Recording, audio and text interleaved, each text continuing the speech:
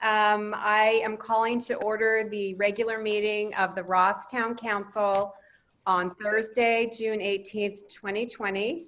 Ross Town Hall is closed to the public and this meeting is being held virtually due to COVID-19. If you would, as the public, like to participate to comment during the public comment portion of the agenda, there are several ways to do so. You can use the raise hand function in Zoom.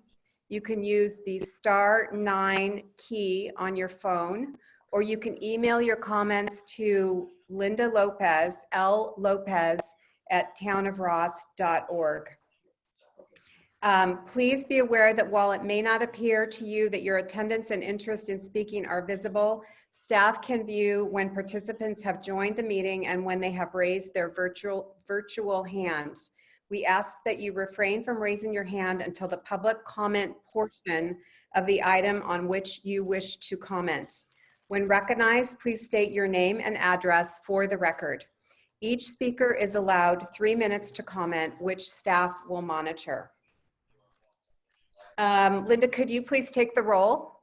Yes. Councilmember Breckus? Here. And Councilmember Kircher? Here. Councilmember Cool? Here. And Councilmember Robbins? Here. And of course, Mayor McMillan. I am here. Okay. All right, now we're going to item number 2, the posting of the agenda. And we do have a slight modification to the agenda.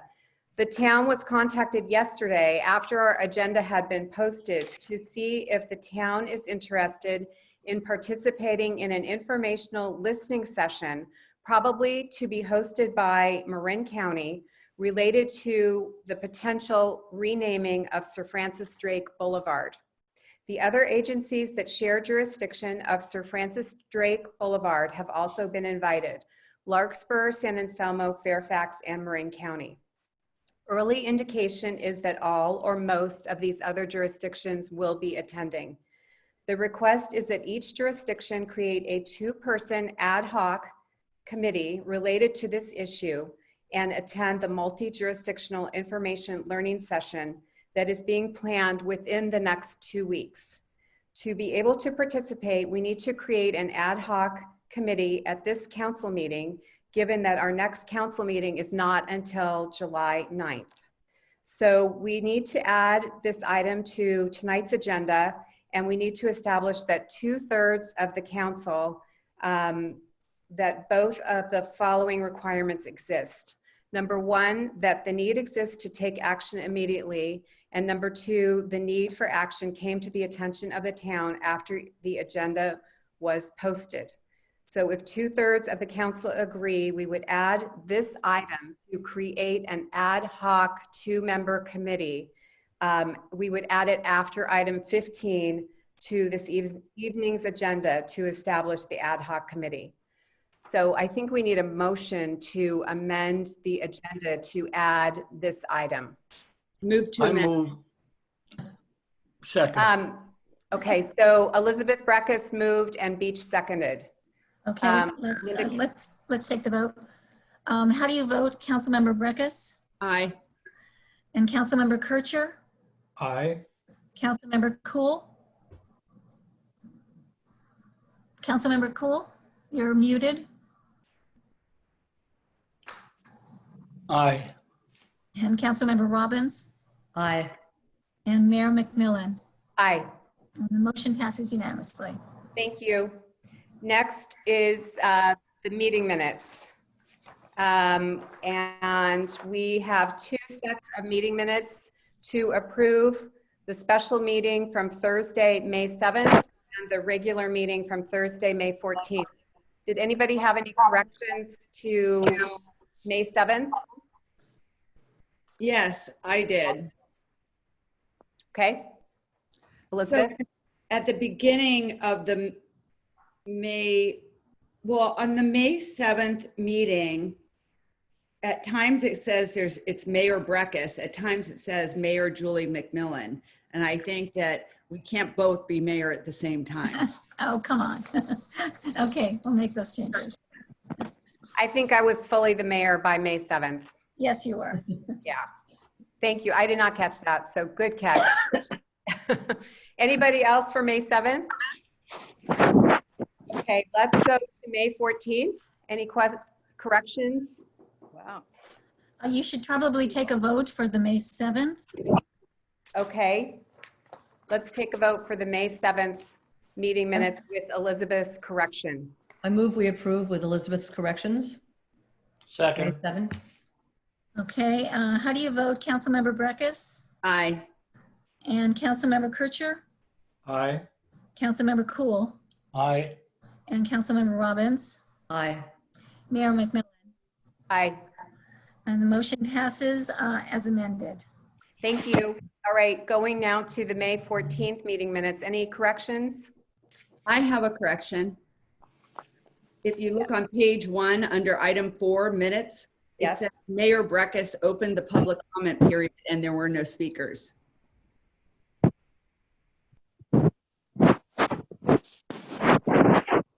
So again, I don't think we can both be mayor. But that was from the minutes of April 16th. Well, I thought that really what item 4 is, it's saying we had the minutes and then you would have opened the public comment period Yes. for any discussion on the minutes. So it should Okay. be, Okay, got it. That wasn't a correction to the minutes. That was actually what was happening in the meeting. that's my understanding. Great. Anybody else? Okay, could we have a motion, please? I move approval of the minutes of May 14th. Second, Okay, and how do you vote, Councilmember Breckus? aye. And Councilmember Kircher? Aye.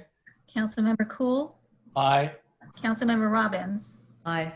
And Mayor McMillan? Aye. And the motion passes as amended. Thank you. Have the demands been met? Yes, they have.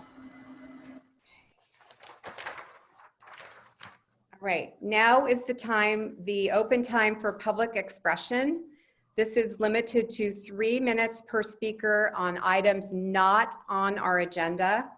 We cannot respond to items that are not on our agenda tonight, but we are all listening. Please do not repeat a comment that's already been made. Please just briefly say that you agree. The town clerk, Linda Lopez, is going to be calling on members of the public to speak, and you will be asked to stop at 3 minutes by our town manager, Joe Chin. Thank you for your participation.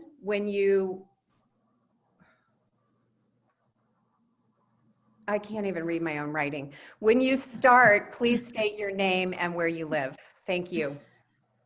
Linda, go ahead. I don't see any raised hands at all. So if Okay, you want to comment, you should raise your hand. there's somebody raising their hand. Gordon Andrews. Okay. He's muted. You're muted. You got to unmute yourself. There you go. Better? Yeah. Okay, thank you. Sorry about that. I'm not clear. I didn't see this on the agenda. So my comments relate to resolution 2162 and I guess 2163. Is that on the agenda? I didn't see it. Those are on the agenda, items number 10, A and B. I will hold my comments till then. Thank you very much. Anybody else? I don't see any other raised hands. Okay. All right, then we will move on to number 6, which is mayor's report. Today, our country faces a crisis with the pandemic, a recession, and racial inequality all at the forefront. Here's how the town of Ross is addressing these issues. The pandemic. Our town is faring well in the fight against COVID-19. Based on recent numbers, fewer than 10 Ross residents have been infected, thanks to wearing masks, which are now mandatory given Governor Newsom's order today, sheltering in place, social distancing, and hand washing. We salute the dedicated healthcare workers and frontline workers helping us through these unprecedented times. All town employees have resumed working from town buildings except for the Recreation Department. Because of the need for social distancing, Ross School and Ross Recreation have requested additional space for outdoor classes and activities on the Ross Common. Tonight, we will discuss expanding areas where dogs are prohibited on the Common. The recession. Tonight, we will approve our town's budget for fiscal year 2021. Unlike many other Marin towns and cities that depend on sales tax revenue, Ross is in better financial shape. This is because property taxes, our largest revenue source, are more stable and slower to respond to deteriorating as well as improving economic conditions. Overall, Ross operating revenues are anticipated to decline.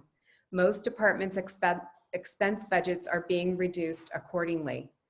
In addition, some Ross businesses are struggling given the lengthy shutdown and resulting recession. Please take a look at the list of Ross businesses in the email the town sent today, and let's support them.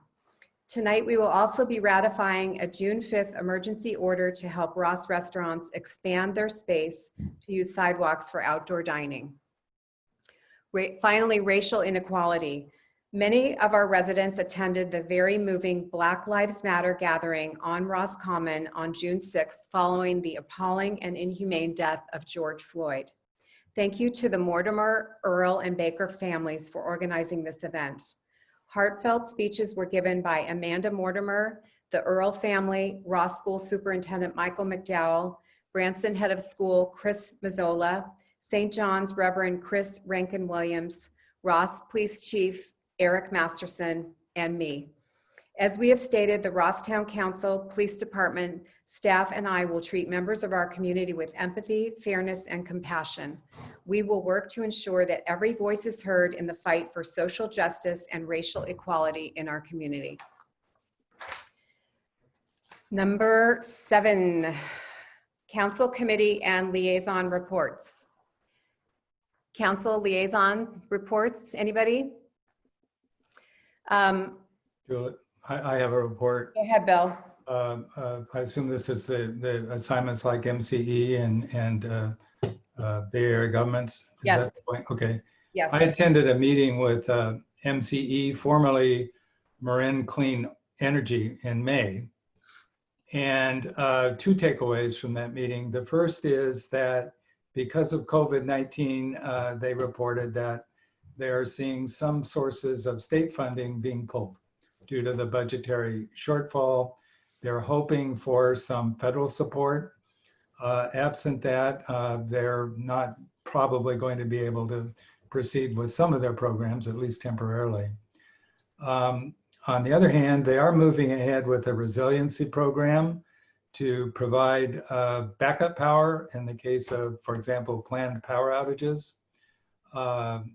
They are prioritizing critical infrastructure and tier 2 and tier 3 areas.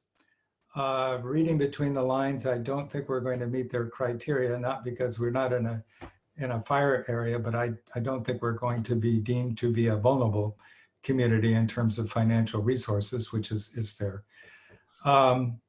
They also reported on some initiatives working with chambers of commerce and so forth. Marin is pretty much, they've been working on Marin for 10 years. They have some new outreach in Contra Costa County and areas where they are signing up cities, working with chamber of commerces and so forth. So that's MCE. The other event was this month. It was the General Assembly of the Association of Bay Area Governments. 3 takeaways from that. That was a very long meeting. But 3 takeaways. First of all, Hi, this is Gordon Andrews. Hey, Joe, how are you? Doing okay. David Schemmel said that. He muted himself. okay. The other communities, which we already know, are being hit very hard. Loss of sales tax revenue and so forth. Ross is fortunate to not be so dependent on sales tax revenue. A number of people spoke up about the housing goals that the state sets and that ABAG administers, whereby the state will partially take control away from local entities if they don't make their targets.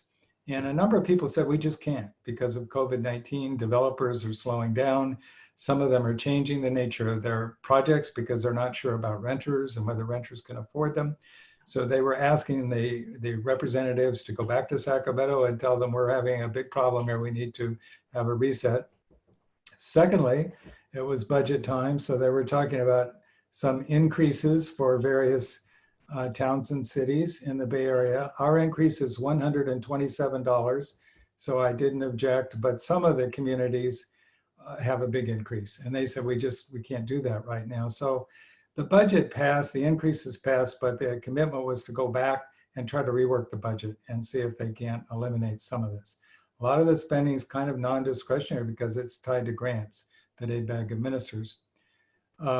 And then the third thing they did was to amend their bylaws, a minor amendment, so that without the full General Assembly, they can accept grant funds even from private entities, provided they notify everyone. That concludes my report. Thank you for attending those, Bill.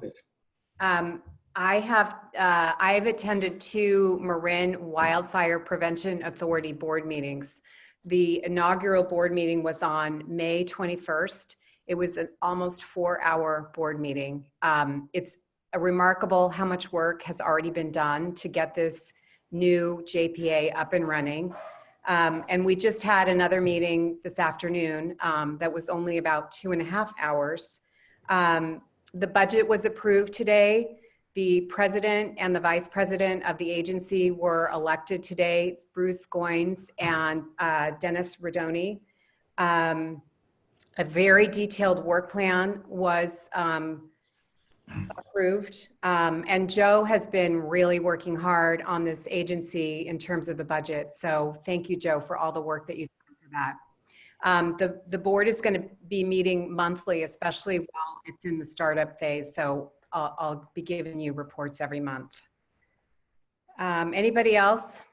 Yeah, I'd like to make a report on MCCMC, if I may. Please. So we had our last meeting, which was held remotely, obviously. And we had Jared Huffman come and speak to us and talk to us about what is going on at his level. And that was very interesting to hear.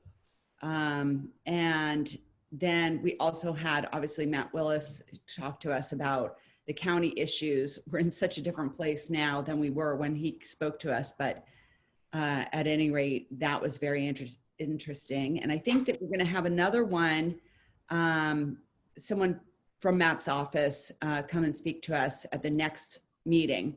There was also an effort to talk about Black Lives Matter at the next MCCMC, but then on further discussion, there was some kind of exciting opportunities of doing a little bit more of a fuller presentation that would require a little bit more preparation. And so as a result, we're going to look to push that off a couple months and try and make it as thoughtful as we can. And I sign off as president in June, which, you know, it's I'm really happy about because it's been a lot of work, but it's also been really fun to be involved in that organization. And actually that reminds me, Bill, normally we do, when we're all live at those meetings, we would ask you to, you know, each town to introduce new members. And so I'm going to make sure I remember in the June meeting to do that so that you can say hi to that group, because I know it's a really enjoyable group to be a part of, and it's a really nice way to find out about other communities and what they're doing. So anyway, I'll make sure we do that this coming time. Thanks. Thank you. Thanks. Thank you, Elizabeth. And you've done a great job serving as the president, virtually and in real life. Thank you. Next is item 8, starting with the town manager report. Thank you, Mayor and council members. The police chief recently reviewed our police policies in light of the Black Lives Matter movement and the call for police reforms as outlined in the 8 Can't Wait policy document. And first off, much of what is in our policies is matching what's in the 8 can't wait. And overall, California is much further along than many states in the country in what's required. In addition, we have in our policies much of what is there.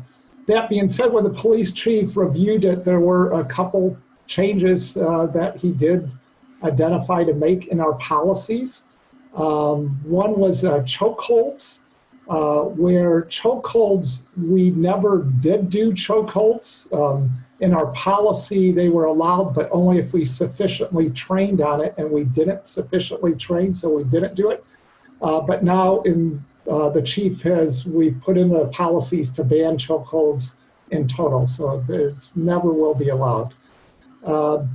Second, another one, for example, is reporting. Officers in our policies are required to report when they use uses of force. We modified that to be even more to match the 8 can't wait to also when they display of force that in effect would create a report reporting anytime they display a display of force.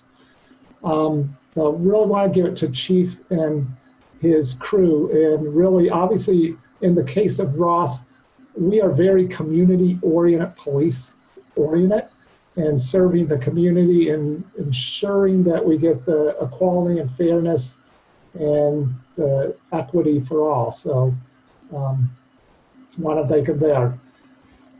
Changing topics, and Julie kind of did talk about the Marin wildfire JPA. It is wildfire season. You're seeing in areas around us fires beginning in the grasslands. We have started as part of funding that is coming from the MWPA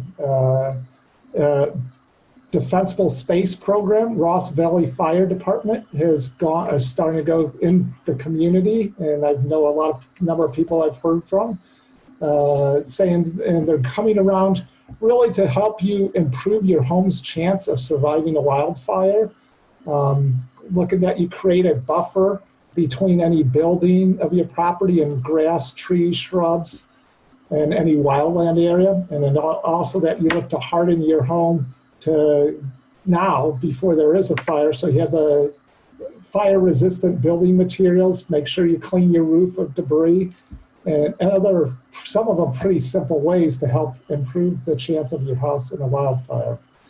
And in line with that, excited to announce we're starting Chipper Days. And what Chipper Days are, and this is through Fire Safe Marin and funding from the Wildfire JPA. They come around throughout in the community, first the Firewise communities, and then to the extent there's other additional room in their 2 days here to help clear you clear the debris, but you put it out front, and they'll pick up and chip stack of, say, wood, debris, vegetation, 10 feet long, 4 feet high, and 4 feet wide. And they come right up to your driveway, you put it out, and they take it away and chip it. We will put out an announcement in a townwide email next week on that. And lastly, and this is a sad news, we are, because of COVID-19, the 4th of July parade is canceled this year. And wishing everybody a happy and safe 4th. And we can't wait to get back to 4th of July parade next year. But this year it will not happen. So with that, thank you. Thank you, Joe. Next is the Ross Property Owners Association. Anne, is that you? Yes, it is. Great. Hi. Hi. Nice to be here. First of all, we wanted to let you know that we have had super participation in our membership drive with hundreds of people sending great contributions to us to help with our town projects. And we are going to be helping the town with the 4th of July observance by having the flag banners hung on the light poles on the Ross Common and seeing that the bunting is hung on the Lagunitas Road Bridge. And we wanted to give special recognition to the Skoll and Osterman families. They have been doing very faithful work watering the hanging baskets, which is no easy task. And we are being rewarded by having people say how much they are enjoying them. And our newsletter is coming out, excuse me, is coming out in the next week or so. That's all we've got. Thank you. Thank you, Anne. Next is the consent agenda, and there are 6 items. Does any member of the town council want to remove any item from the consent agenda?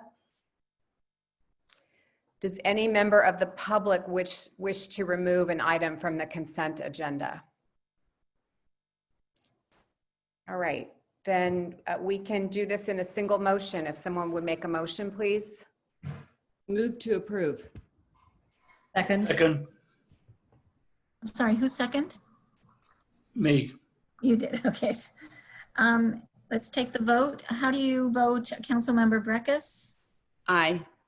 and Councilmember Kircher? Aye. Councilmember Cool, Aye. Councilmember Robbins, Aye. and Mayor McMillan. Aye. Okay, the motion passes for consent items A through F. Thank you.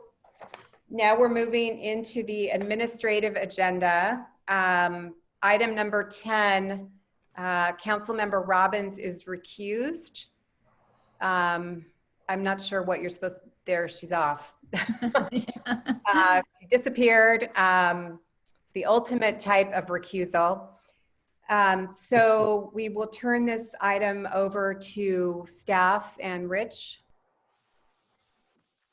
Yes, thank you, Mayor and Council. Rich Simonich, Public Works Director. I'm going to just share my screen right now and bring up the PowerPoint, and then I'll continue my discussion here.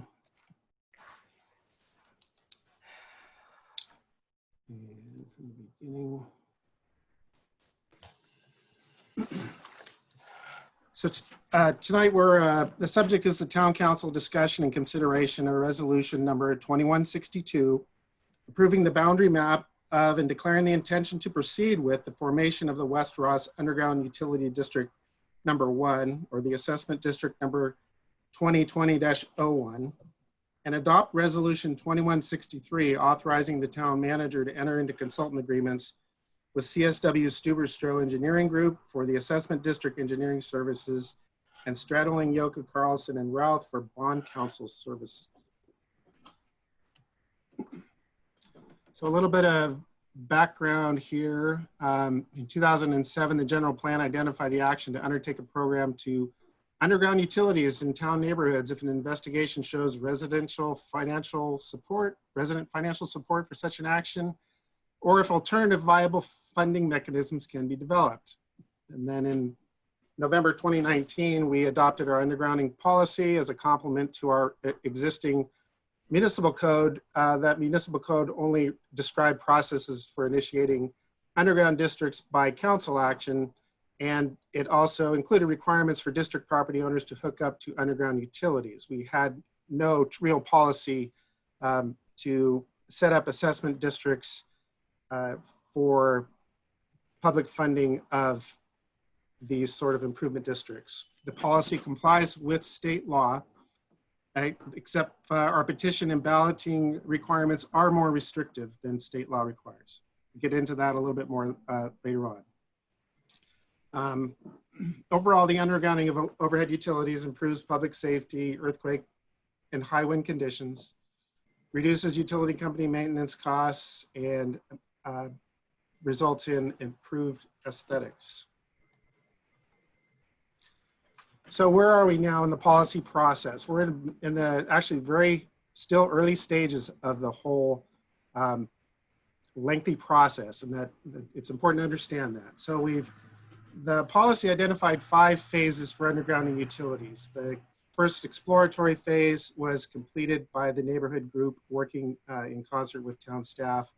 The petition phase is mostly complete, pending tonight's action of approving of a boundary wherein we can actually finalize the certification of the petitions and make sure everything's in compliance with state law and our policy.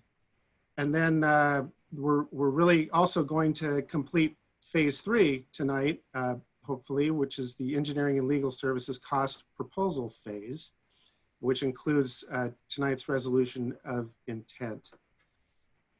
And then in the future, the assessment district formation and formal votes phase, that's more than a year out, and I'll get to a timeline later. And then we go into the construction phase. And so the petition phase will end with the approval of the boundary, but recertification of petitions may be required if the boundary is altered or changes tonight. And the final action of the phase 3, which is the engineering and legal services cost proposal phase, will also end with the resolution of intent, approval, and consultant contracts. So the results of the petition phase, this is a very important phase of the whole process. So a preliminary boundary was established by the neighborhood proponents. Staff did make some alterations. We added the 2 end parcels at the end of Shanley to make, it just made sense engineering wise to do that. So we had 117 legal parcels, but of these, 3 of them are vacant, although contiguous with the same property owner, but they're not eligible towards the number of valid petitions, but are counted in the total area of the district parcels. And I'll explain that as well if needed in a little bit. So the 79 valid petitions represent 69% of the 114 valid parcels, which exceeds the policy requirement of at least 65% signing. These 79 petitions based on the area of the parcels that represents 82% of the total parcel area of the 117 legal parcels, which exceeds the state law requirement that requires at least 5 parcels representing at least 50% of the total parcel area. Staff did consider alterations of the preliminary boundary based on contiguous dissension in 3 areas. There were other areas of dissension that were rather isolated, but up until just say an hour ago, I was updating that map. So we can look at that in a second. So council, when we review these areas of dissension, council should consider removal based on town policy and also the utility pole and service locations and nearby support for the district. And I have exhibits that will help with that. So the consideration of adjustments to the proposed boundary based on dissent. We have the Central Glenwood dissent. These are just what I've called them for tonight's discussion, which includes 21, 23, and 41 Glenwood Avenue. So staff's considered this, and what we have come up with would be an adjustment would be contrary to the town policy, which only allows opt-out if the end parcels located on streets which terminate at the boundary. And I do have a map that'll make this a little bit clearer. This proposed district would, or dissension would split into 2 separate districts, since the CPUC Rule 20B requires contiguous parcels on both sides of the street. So we would bifurcate this large district. Support for the district exists on the opposite side of the street from the dissenters, and which causes the problem of that you need to be contiguous on both sides of the street. That's also a CPUC and a telecom requirement as well when you form these districts. The second area of dissension we'll look at tonight is, I call it the North Glenwood dissension. Parcels are address 87, 88, 90, 91, 92, and 93 Glenwood Avenue. This came in the form of a petition to get out of the district. It was an informal petition, but the town talked to those proponents of opposition of the district, and we can take a look at that also as well here in a minute. An adjustment would conform with town policy but would require removal of some parcels that are actually in support of the formation of the district, and that should be considered. Then there's the East Lagunitas descent, the 39 Willow and 121 Lagunitas Road. Now, these are all people who wrote in on their dissension, or they sent in an email or otherwise stating that they would like to be removed from the district, and staff took a look at the location of the poles, and et cetera, to come up with a possible solution for consideration.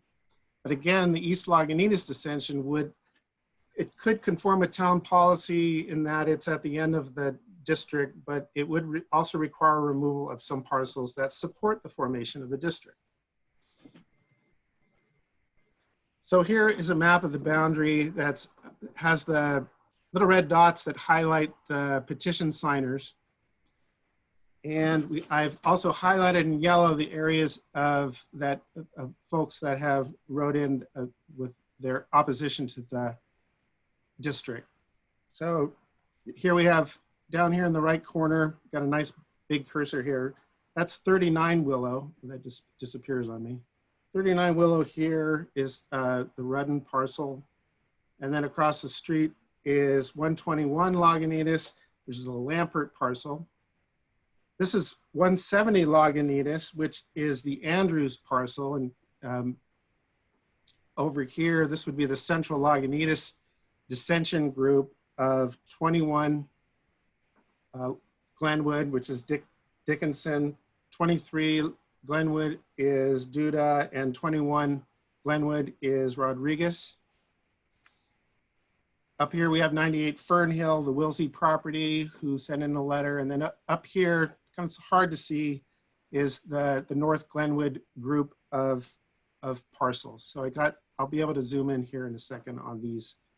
But let's take a look at this. So this area of dissension is an appendage that the policy would support some sort of modification here if needed. Although these three folks here who support the district would be out of the district if we lopped off the boundary here.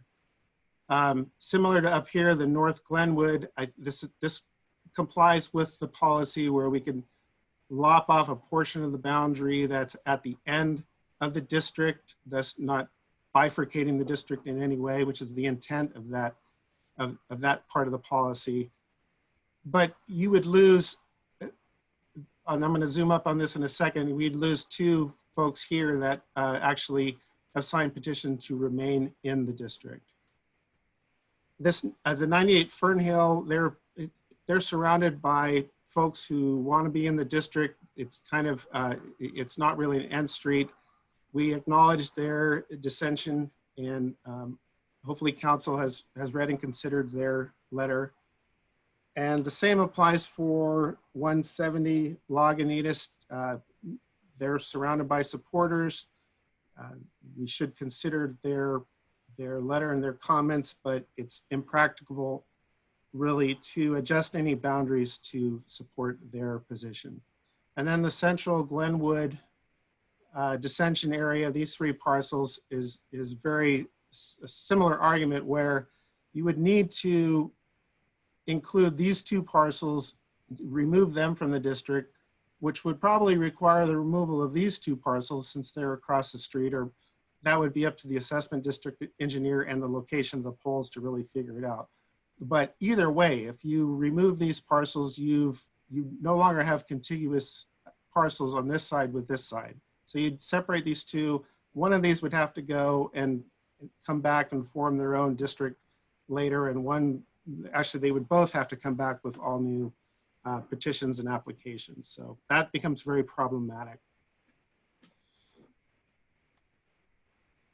So here we're going to look at the North Glenwood district boundary suggestion if we wanted to remove some of these parcels from the district. So what I've done here, I went out in the field and located the poles that come up Glenwood Avenue to try to find a good place that would maybe be a new district boundary where we lop off this appendage. And it seems to make sense where we have these total 8 parcels with 2 petitioners. We'd lose 2 petitioners, but 8 dissenters or neutral folks would be removed from the district. So these 3 poles would remain. These little dashed lines represent the overhead service laterals that currently serve these properties. So 86 and 87 would be in the district. This pole would remain, and this would be underground of all the conduits. So 87, 85, et cetera, continuing on, would have no overhead wires, but there would be overhead wires up to here.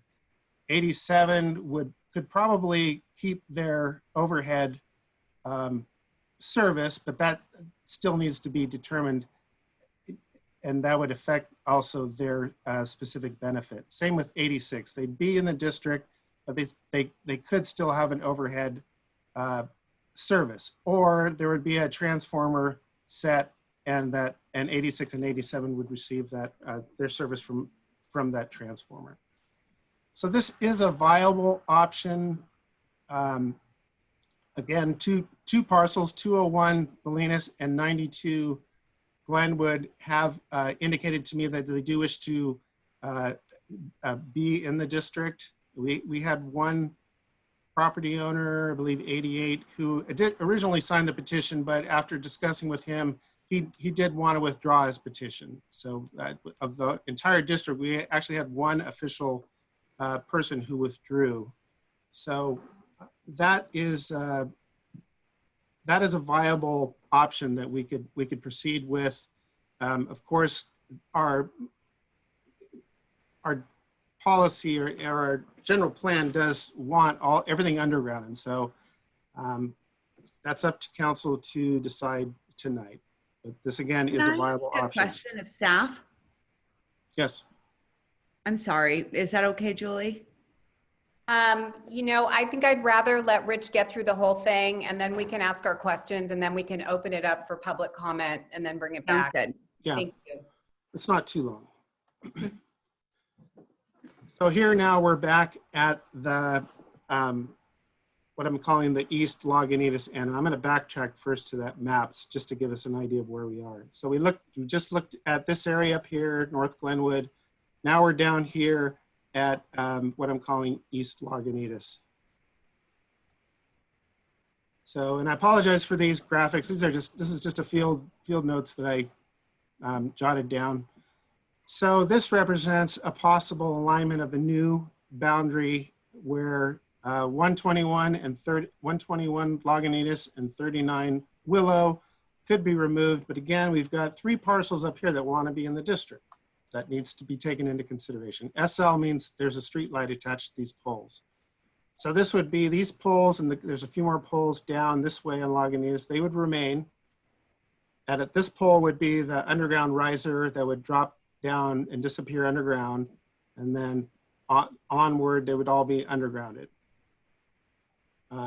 And that is just by general engineering practice, this seems feasible. Of course, we'd have to assess what our assessment district engineer would have to assess what the impacts are on the special and general benefits in this area. So moving on to where we are tonight to initiate the district. The council adopts resolution 2162, the resolution of intent, which accomplishes the following based on the writing of the resolution. It declares council's intent to proceed with the project, just like any major capital improvement project. It also specifies the exterior boundaries of what the assessment district is going to be. Now, the council will, and I'll get to this, council will have another opportunity to review the assessment district boundary based on once the assessment district engineer finishes his engineer report several months from now. But we need something to proceed with, so we need a boundary to proceed in accordance with the law. The resolution provides for the issuance of improvement bonds when the project is ready for construction. Again, that's at least I would say close to 2 years away. Council declares its intent to levy an assessment to convert the overhead lines to underground. That doesn't happen for another 1.5 to 2 years. And the resolution does provide for the disposal of surplus funds remaining after the project completion. And the resolution is written such that council has the discretion to determine how those surplus funds would be disposed. It's pretty open in general, but it's complies with law. And we also have the council adopting resolution 2163, which authorizes the consultant contracts, which releases our assessment district engineer, our staff's recommendation of CSW Stuber-Stroh as assessment district engineer. And a representative from Stuber-Stroh is in the audience if you have any questions for him. And also our bond counsel, Stradling, Yoka Carlson, and Ralph would be the other consultant contract that we are looking to enter into. The other requirement is that sufficient funds have been raised by the contributors to pay for engineering and legal fees and other upfront costs needed to up to and prior to the future bond sale fund. So what we have now from the contributors is $297,500. We have estimated with the engineering and legal fees and other contingencies, we've estimated the cost, upfront cost to be $368,522. Staff recommends highly that consultant contracts cannot be executed until that $71,022 deficit is met. So the timeline moving forward, the engineer of record, he prepare the preliminary boundary, the 1913 compliant engineer report, project plans and specifications. That would require council approval. We figure that's about a year from now in June 2021. If it's approved at that meeting, council calls for bids for construction. We put it out to bid just like a regular capital project a month later. You can see 2021 is going to be a busy year.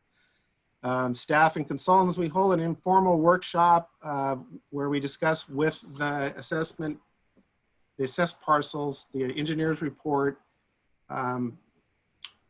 and proposed financing, and that's through August. And then around September 21, we'd mail out the ballots. The timing on that is a little flexible.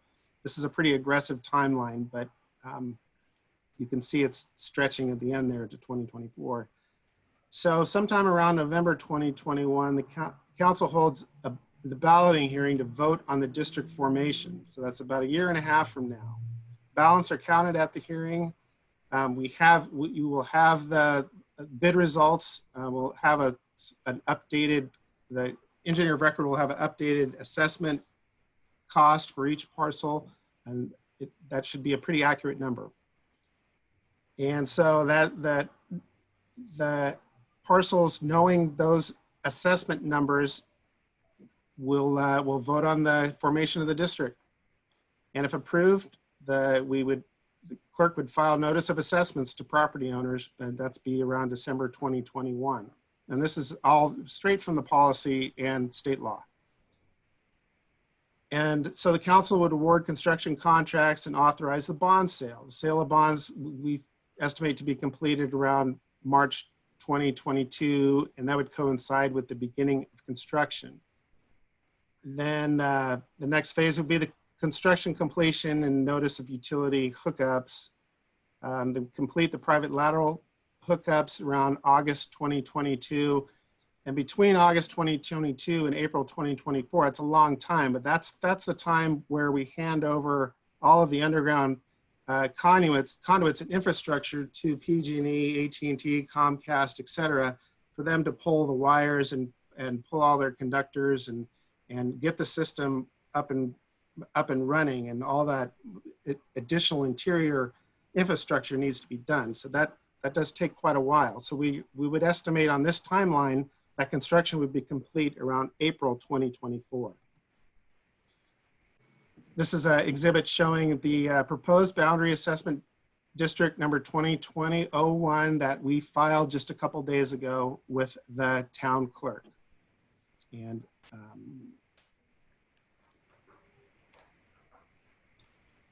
this is just a summary of the laws that we have to follow throughout the process. Ross Municipal Code, Prop 218 describing the ballot election and assessment procedures, the Municipal Improvement Act of 1913, which references the Improvement Act of 1911. This together is modified by the majority protest thresholds per our approved policy. And then the Capital Improvement Bond Act of 1915 governing the issuance of bonds and the collection of assessments. So here are our resolution of intent actions that the council approve the boundary of proposed assessment district 2020-01 as filed or suggest changes. Staff recommends that council adopt resolution 2162, resolution of intent to proceed with the formation of assessment district number 2020-01. And staff recommends that council adopt resolution 2163, authorizing the town manager to enter into consultant agreements to provide professional services related to the formation of assessment district 2021, the West Ross Underground Utility District. And that concludes my presentation. And we are here to answer questions. Thank you, Rich. Council questions. Elizabeth Breckus, you get to go first. Thank you. I'm sorry, I just got a little lost on the different, ways that we could, I was confused by how the polls would look and whether, we'd have polls right across from people who are in, and so they no longer have the benefit of that. And so I was confused. And it might even help me if instead of identifying parcels, if you could go by name. I don't know if that feels okay. I feel like the people that have spoken against have submitted public letters. So, but I'm just trying to get a sense of what it would look like, because obviously if people are opting out and we're gonna have polls, I just want to understand, are people in this district who are paying for it to be no polls then going to end up looking at polls? I was just confused. Sorry. That's a great question. So anywhere where you have a district boundary, more often than not, you're going to have a poll, and these polls normally are located on property lines. So, and I apologize, I don't have the list of names in front of me. I do have, 39 Willow, Diane Rudder, and Lampert. Lamford, yeah. So this person would be in the district, they would be paying an assessment, they would have a poll here on their property line. It's my understanding that their assessment could be less than the folks further down the road who don't have to look at a poll at their property line. So the assessment district engineer is responsible for taking a look at this and coming up with what that assessment would be, whether it would be reduced because he's got a poll here.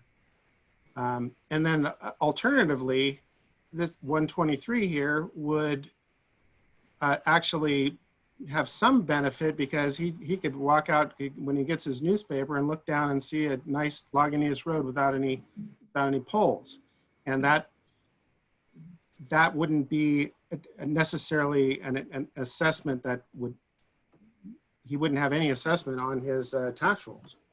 But Joe might be able to describe a little bit about that sort of benefit here too. So that's the same concept up here with these folks, with the petition led by Ken Buchholz at 91, where, yeah, so you'd have, again, you got poles at property lines. No matter where this boundary ends up, you're gonna have a pole at the property line or at the district boundary. So there's not much you can do about that. Again, 87, they would look out their kitchen window and not see any overhead lines anymore, but they would have a pole there at their property line. And then these poles would remain too if we got it out of the district.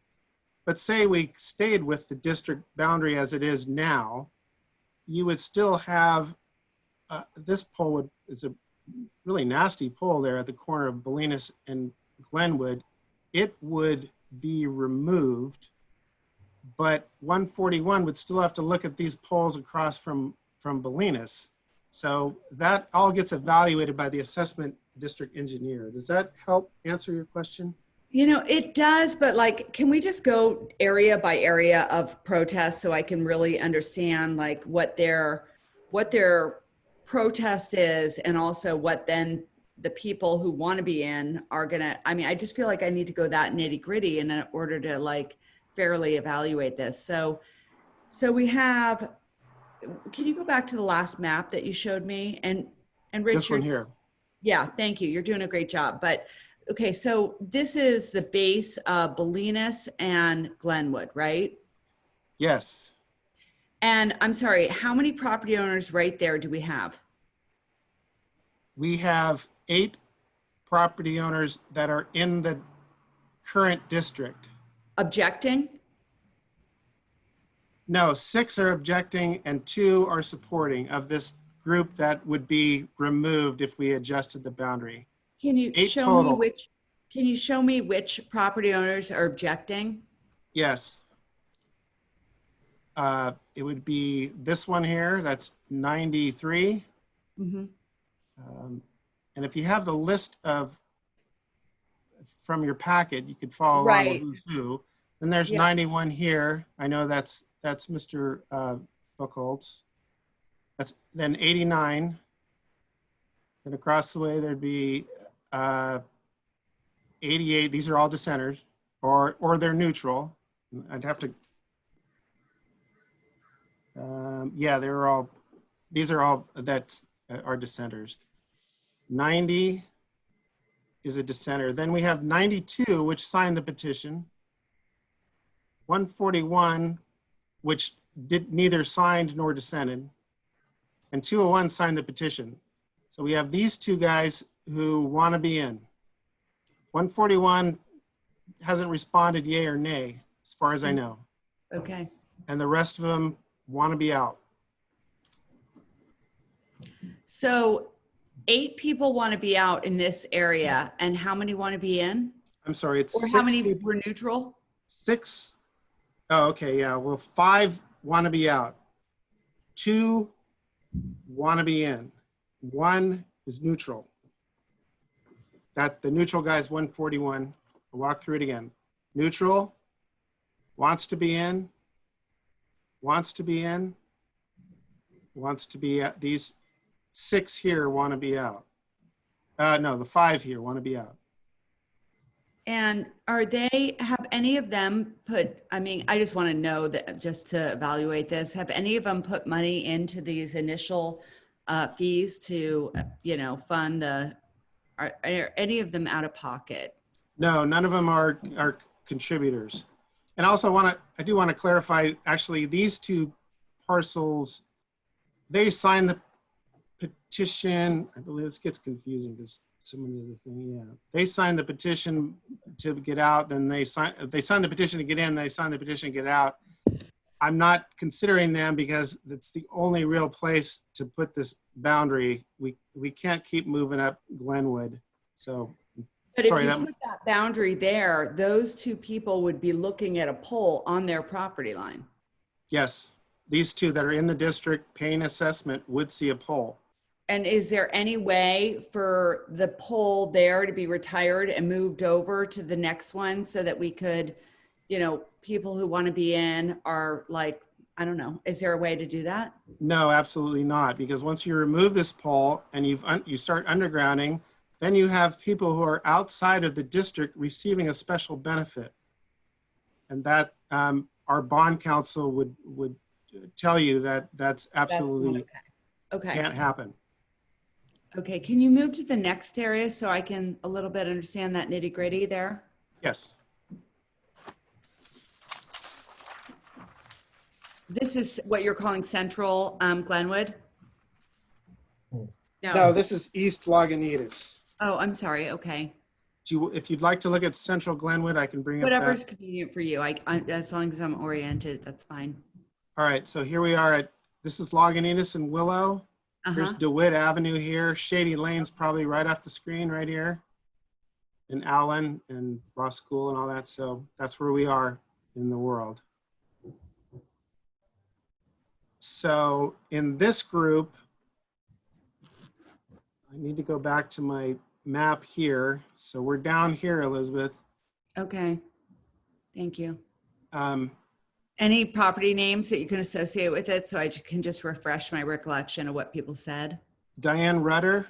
is Right, here. right. Of course, and Lampere. Yeah. Lampert. Lampert, Lampert. sorry. So, and then we have the 3 petition signers that Pass. And Rich, just in terms of the 3 that signed, how many others did not sign in that area? oh, I have that right here. So we have, sorry. Let me bring that back. So in this area, we have a total of 9 parcels.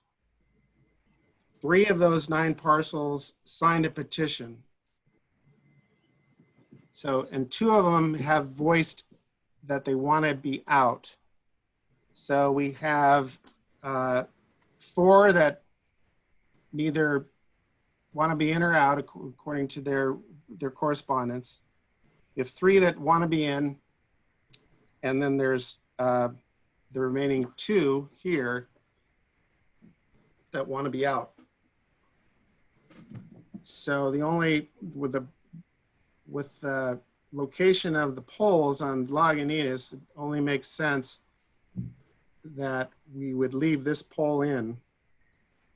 We could, if we remove this pole and we had this pole up, but this one undergrounded, then you would have 121 who wants to be out of the district with a big benefit because we've undergrounded the poles in front of his house. So lucky him, he doesn't have to pay wouldn't have to pay an assessment, and he would have all the poles undergrounded. So you have to carry you always have to end the district more or less at the pole where the riser takes everything from above ground and goes underground.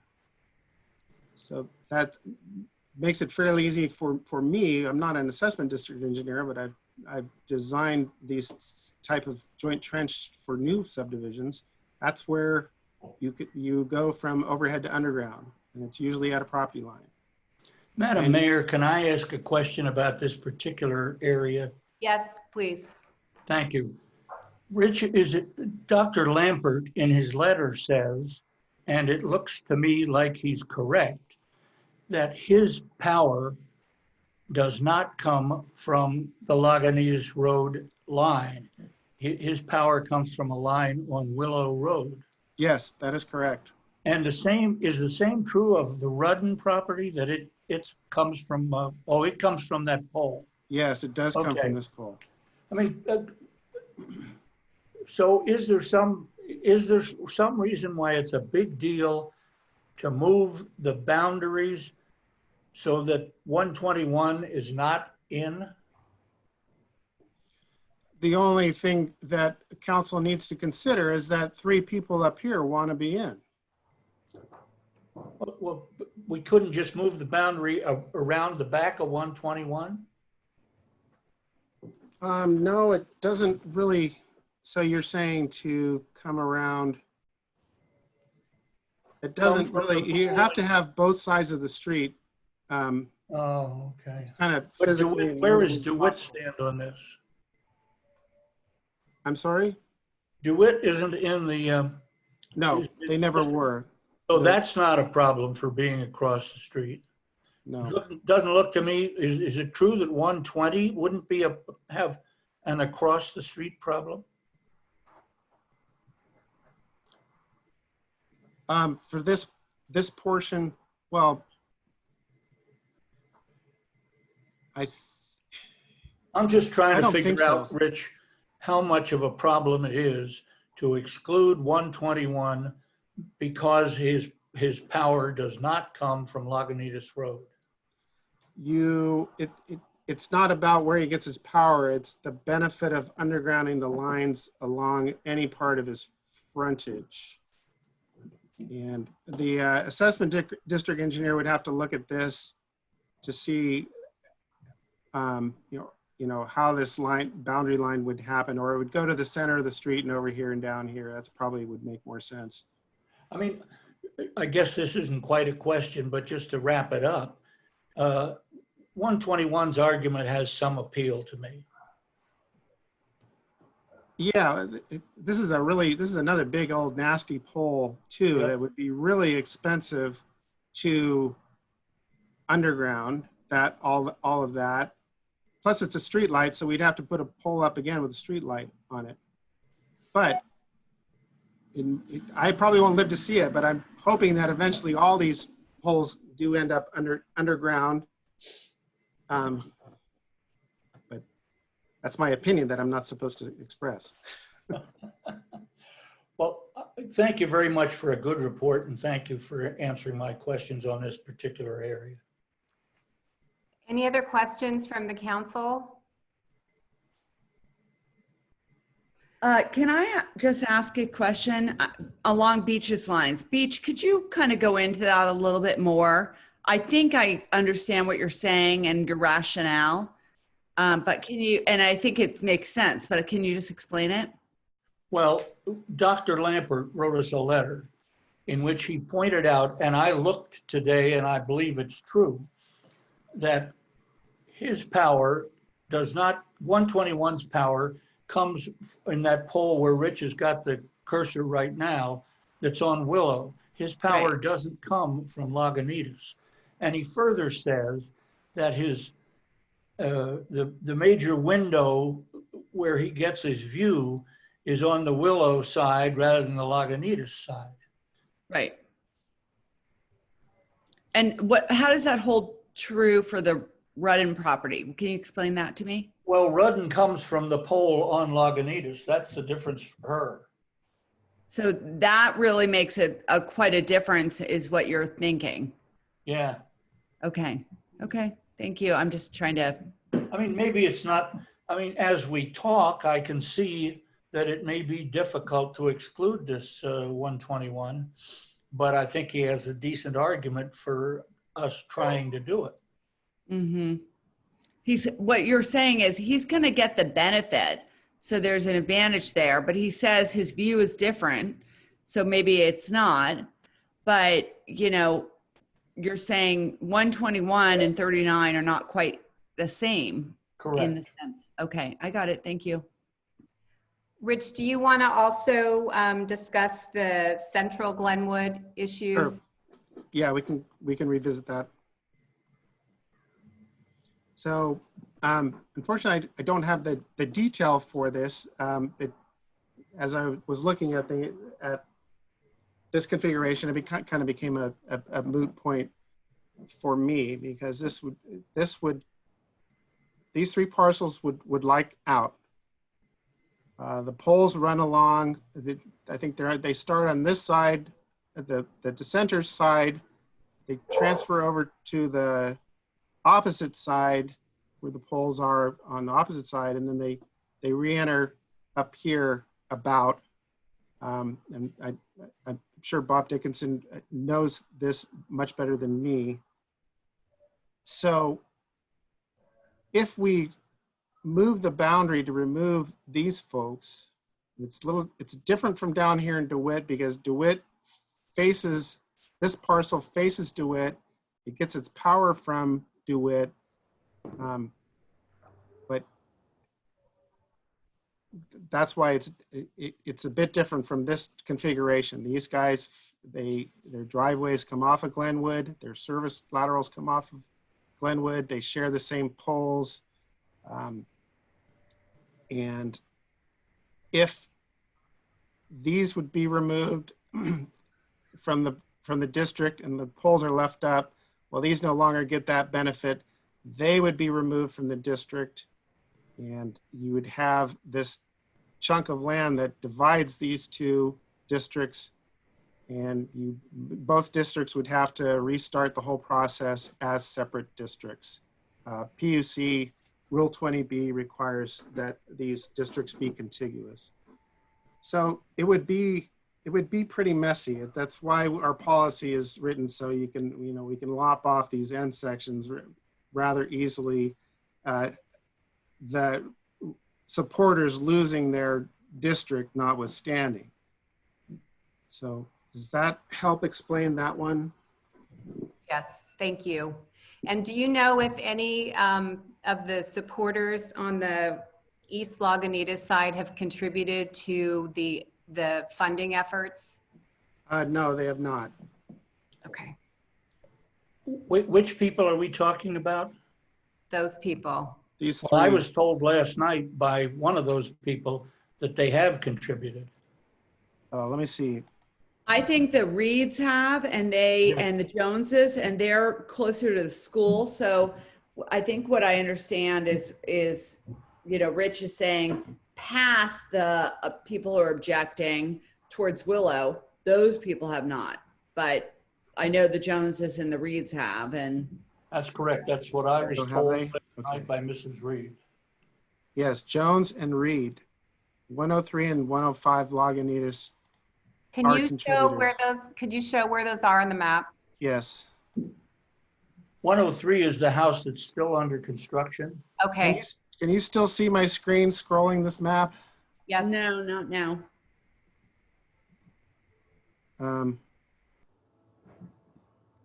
I see the let's see. overall map. Okay. Let me just share my screen again here real quick. Oh, gone way past Ross. Corte Madera. College Marin, there we go. Okay, apologize. So we're gonna come down here to Lagunitas. And Yeah, you've got it now.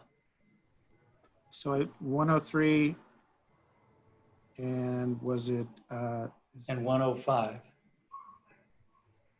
yeah, 103 is Jones and 105 is Reed. So I apologize for that. These two signed the petition and they are contributors. Okay, thank you. Any other questions for council, for the staff? Well, I have some questions, or maybe a question on something else about what's being proposed. So A question of Rich? I'm not sure. I gather we're going to have some more report on the rest of this. Well, that concludes my presentation. We recommend that, I mean, we can discuss the consultants and we can discuss either one of the resolutions. Okay, well, I guess I do have a question then.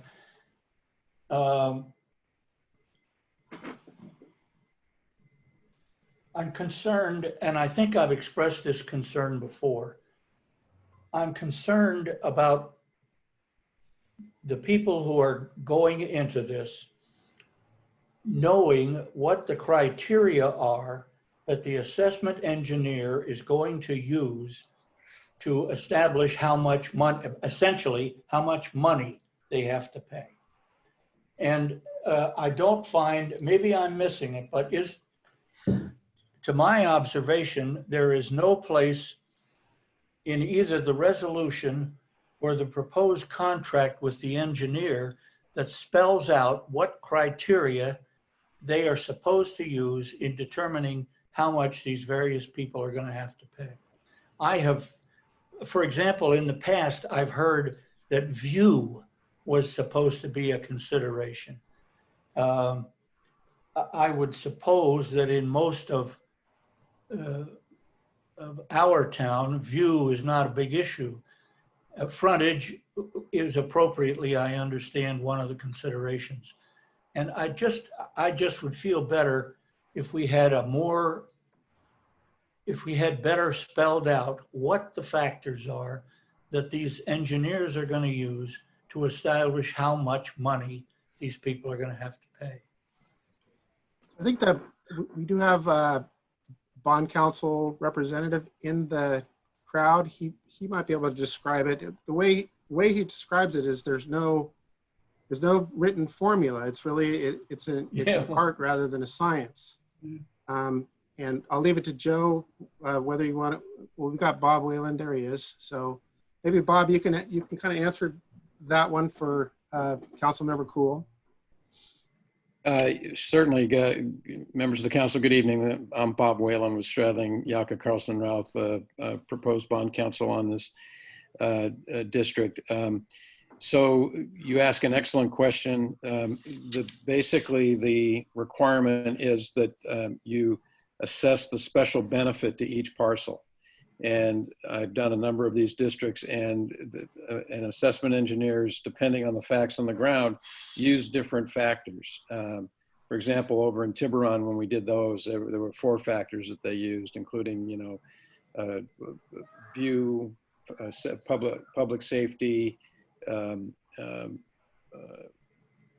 fire safety, traffic safety, fire safety, different elements, and they weighted them differently. And each assessment district engineer is charged with and determining the special benefit, and there's no set formula for that. This is mandated by the Constitution, the California Constitution, Article 13D. It just says the assessment engineer shall determine the special benefit based on the appropriate factors. So it's not something council could direct the engineer on, because the engineer is charged with determining that and their professional opinion. But I'm sure the assessment district engineer could speak to you about the typical factors that they would weigh in an undergrounding district. Are they typically all positive factors, or are some negative factors? No, the benefit would be, those are positive factors in the sense that there's a material benefit to, the parcel, so that you are, and you basically just you're taking the total cost of the project and assessing it based on the benefits. So they typically have, weighted factors, and they do a mathematical calculation, and the parcels with more benefit get more of the dollars assessed against them, using a uniform formula. But for example, if you have a large parcel with a lot of frontage, you're likely to have more benefit allocated to you than a smaller parcel would. If you have a pole right in the middle of your main view, and that pole comes down, you probably are going to get a larger assessment than a property where there's just lines going by and no pole right in front of your driveway. So yeah, but they're all positive factors, adding benefit to, or value to, if you will, the parcel. Thank you. You're welcome. Right, and the engineer's report that that's gonna be prepared is gonna spell all that out parcel by parcel, pretty detailed for our next evaluation when we bring it all back to council about a year from now.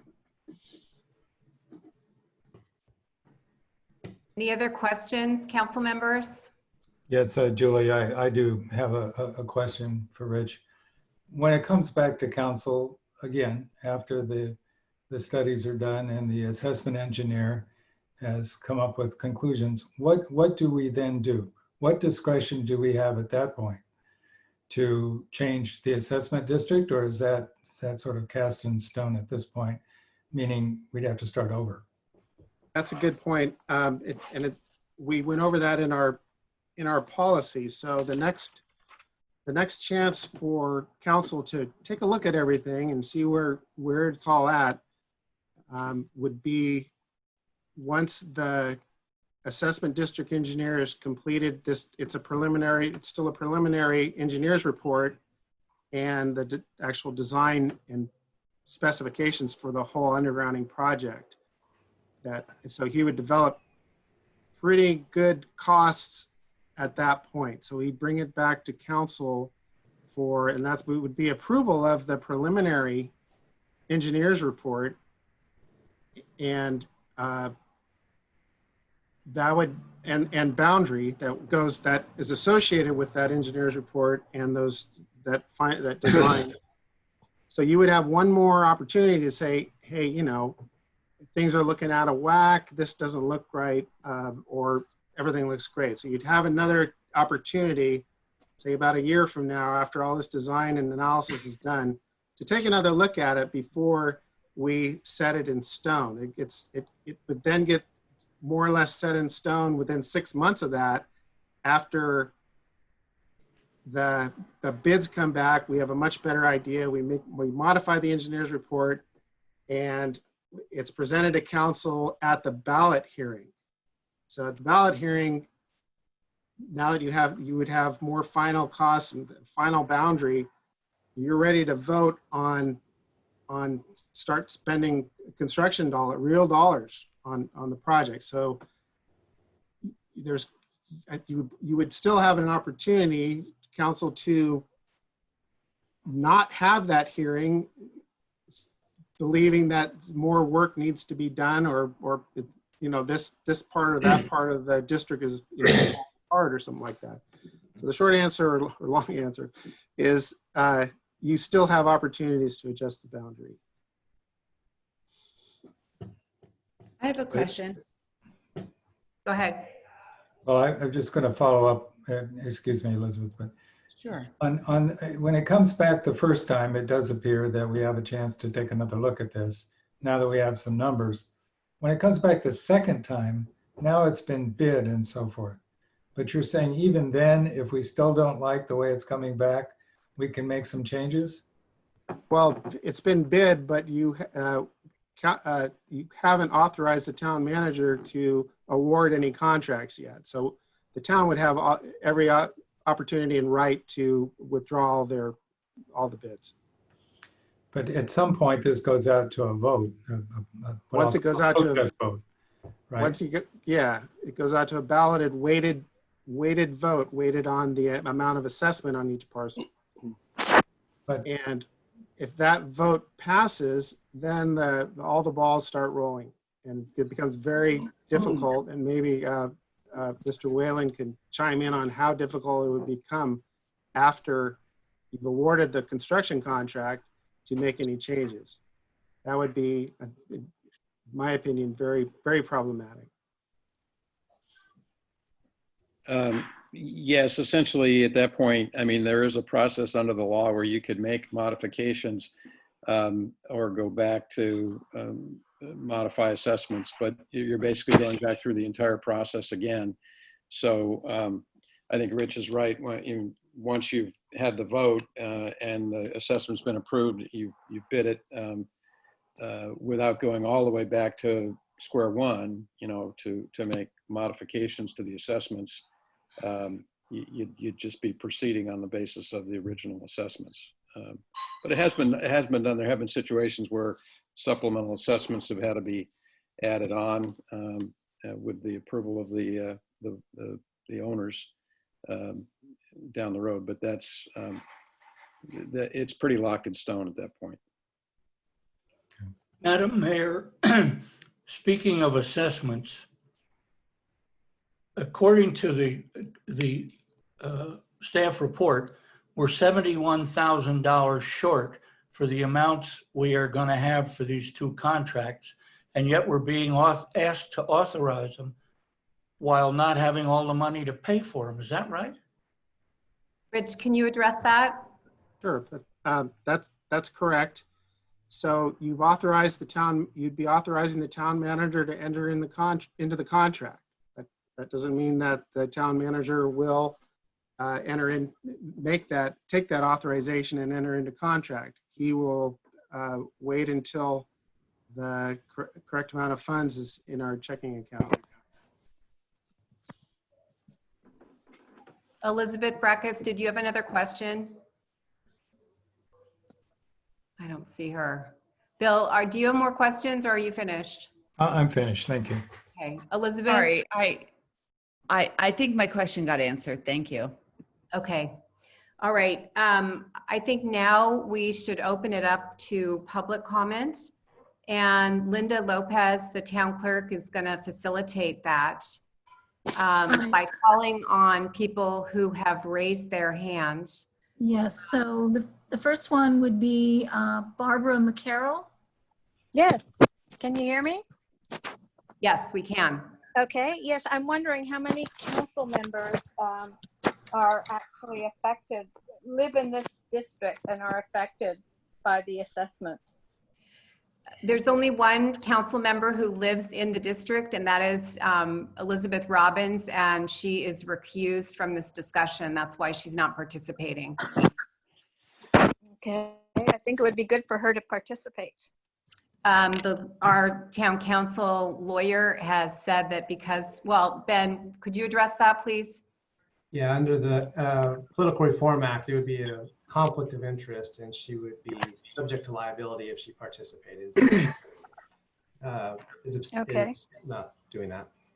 So people who would be voting on it really would not be financially affected by.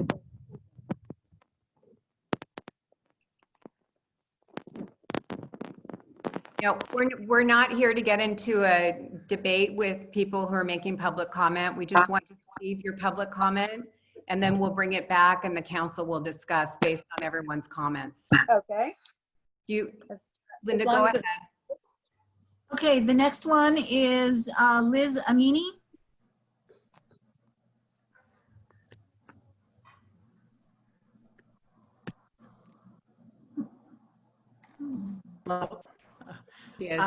Yes, I have a question. First of all, I want to be opted out. I'm at the corner of Glenwood and Lagunitas. My address is 202 Lagunitas, but I don't want to be in this district, period. I feel like it's definitely something that somebody just dreamed up to do for aesthetics, and I don't want to be a part of it. So if I could join in with the group on Glenwood, the three others, I didn't know that there was an opportunity to write a letter. The whole process has been very shabby, in my opinion, as to how people are supposed to even know about what's happening. This is the first letter that I've received that, you're supposed to. So anyway, if you could please address if I could opt out, I would like to know that. Okay, thank you. We will address that once we bring the comments back to the council. Thank you. Okay, Bob Dickinson. Yes, Linda, thank you. And I see that the host of this call stopped my video, but I'll Sorry, the video stayed off until you come on. no problem. And thank you, Linda. Good evening. Thank you for the time. My name is Robert Dickinson at 41 Glenwood Avenue. On Monday, the town council, town manager, and the public works director were sent a copy of a letter dated and hand delivered to then council members on November 14th, 2019, and signed by 3 contiguous property owners at 21, 23, and 41 Glenwood, demanding to be removed from the West Ross Underground Utility District number 1 boundary map. We've patiently awaited a response from the town for 7 months. Our rationale to be removed is based on a lack of due process, lack of fairness, potential tree damage, and 6-figure known and as yet undetermined costs, among others. There are ways, as conceived by the Public Works Director, and Rich, you had a great presentation tonight, in a public work group session to remove our properties without affecting the undergrounding of the rest of the district. I will note that Rich Simonich's presentation slides used in tonight's public meeting, I did not find posted on the Town of Ross website under the meeting agenda or for topic 10. So I'm having to respond to something that was discussed in public session, but is not available to the public beforehand in real time. So the staff's first reason for pushing back on an adjustment to our 3 contiguous properties is that your policy only allows for opt-outs at end parcels. But the process overseen by the town council has already changed end parcels by excluding residents of Upper Road and Circle Drive. The staff's second reason for pushing back on an adjustment is the district would be split into 2 districts. You've already been contemplating multiple districts on the west side and east sides of town. The staff's third reason for pushing back on an adjustment is that support exists on the opposite side of the street among the dissenters. But the property owners at 21, 23, and 41 Glenwood represent a majority of affected property owners on both sides of the street, no different than the contested participation at the north end of Glenwood. Our correspondence and letter are self-explanatory. Before the boundary map gets finalized, we ask that our requests and alternatives be considered and discussed. We simply want the same fairness, treatment, and outcomes as other residents. Thank you.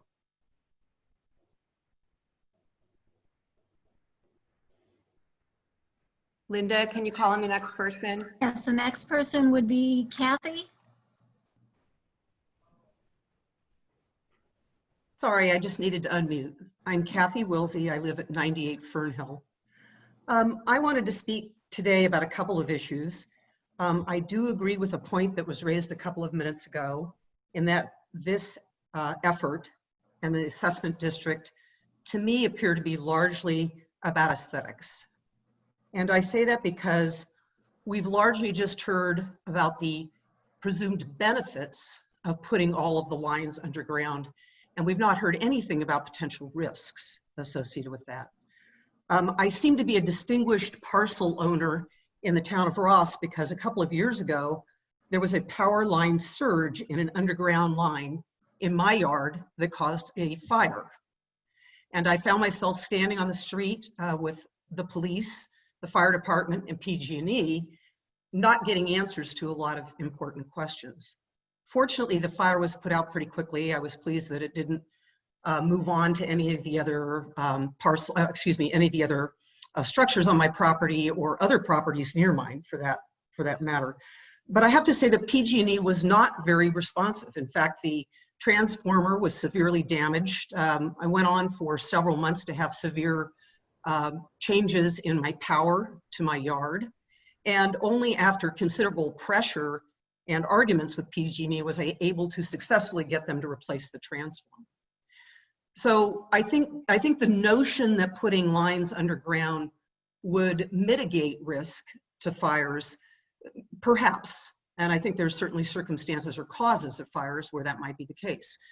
But I think we are a little naive if we think that the only thing that's going to happen would be good coming from underground treatment of these lines. And I hope that the example I just gave makes it pretty clear to everybody that power surges underground are just as dangerous and just as likely to contribute to fires as any kind of a surge above the ground. So the only other comment I wanted to make was that I am concerned about the process that's been used, in large part because my understanding is that a lot of the petitions that were signed starting in August of last year. And I'm very pleased that the town put together a policy on how to handle such assessment districts and the processes for putting those in place. But we have a case where I think certain representations were made to people who signed these petitions. None of us yet have any of the assessment information on what this will actually cost us. And I do know that numerous people have done a lot of analysis on this and that the numbers are significant or are likely to be significant. So what I am especially hoping is that final decisions won't get made until people see what the actual cost of this is. And my principal concern is that this is a very expensive project. Oh, excuse me, Kathy, you have 20 seconds to wrap up. You have 3 minutes for your comments. I was on my last sentence, so we're good. I'm just hoping that we will actually have assessment information before final decisions are made on this. Thank you. And the next one is Chris Kelly.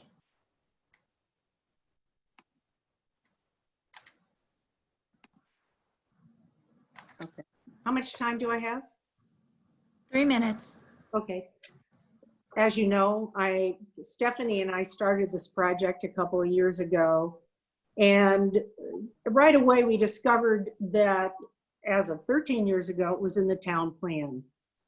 And I see this as an opportunity to follow through on your town plan. And we have a majority that wants this project. more than the number that the town wanted. We have more people who are in favor of this. I don't think where people, I think by saying so-and-so lives at this address and they want out, misses the point. We want the whole town undergrounded. If next comes Shady Lane, we don't want one block of Lagunitas not undergrounded because it would be an orphan area. It would cost more for that one little block to be changed later. This is a great opportunity to do this now while we have enthusiasm, we have people on board. Stephanie and I have done all we can to try to educate people. We will work with people. A 30-year bond is fabulous. I'm 70. Am I going to pay off a 30-year bond? Well, if I'm lucky, I'll live to be 100, but I doubt it. So therefore, the next people, you pass on that obligation. We also will work with people with private to have a loan program so that some people will not even be out of pocket until they sell their house. I think we should not be talking about chopping off Lagunitas. I don't think we should be even thinking about doing this again, starting over because we split it in the middle. I think it would be incredibly difficult. I want to live to see this done. I want to see the benefit. Our number one priority was safety. The aesthetics would be a great byproduct of making our town safer. We live in a fire danger area. I had the fire department here this week helping me make sure my plants were away from the house, etc. I think undergrounding is the best thing we can do as a town to help the fire problem. And I just think we should move forward tonight. We will have the money for the rest of the cost of the engineer. I bet we'll have it by this week. Excuse me, Christy, you have 30 seconds. 30 seconds left. Okay, I'm done. I really, obviously because I'm one of the people who started this, I'm very enthusiastic about it. I'm very happy to work with everybody who's a dissenter. I don't think Lower Glenwood has as much dissent as you said. And I personally, at 85 Glenwood, do not want to look at a poll after doing all this work for the last couple of years. I want to see it all done. Thank you very much. Next is Diane.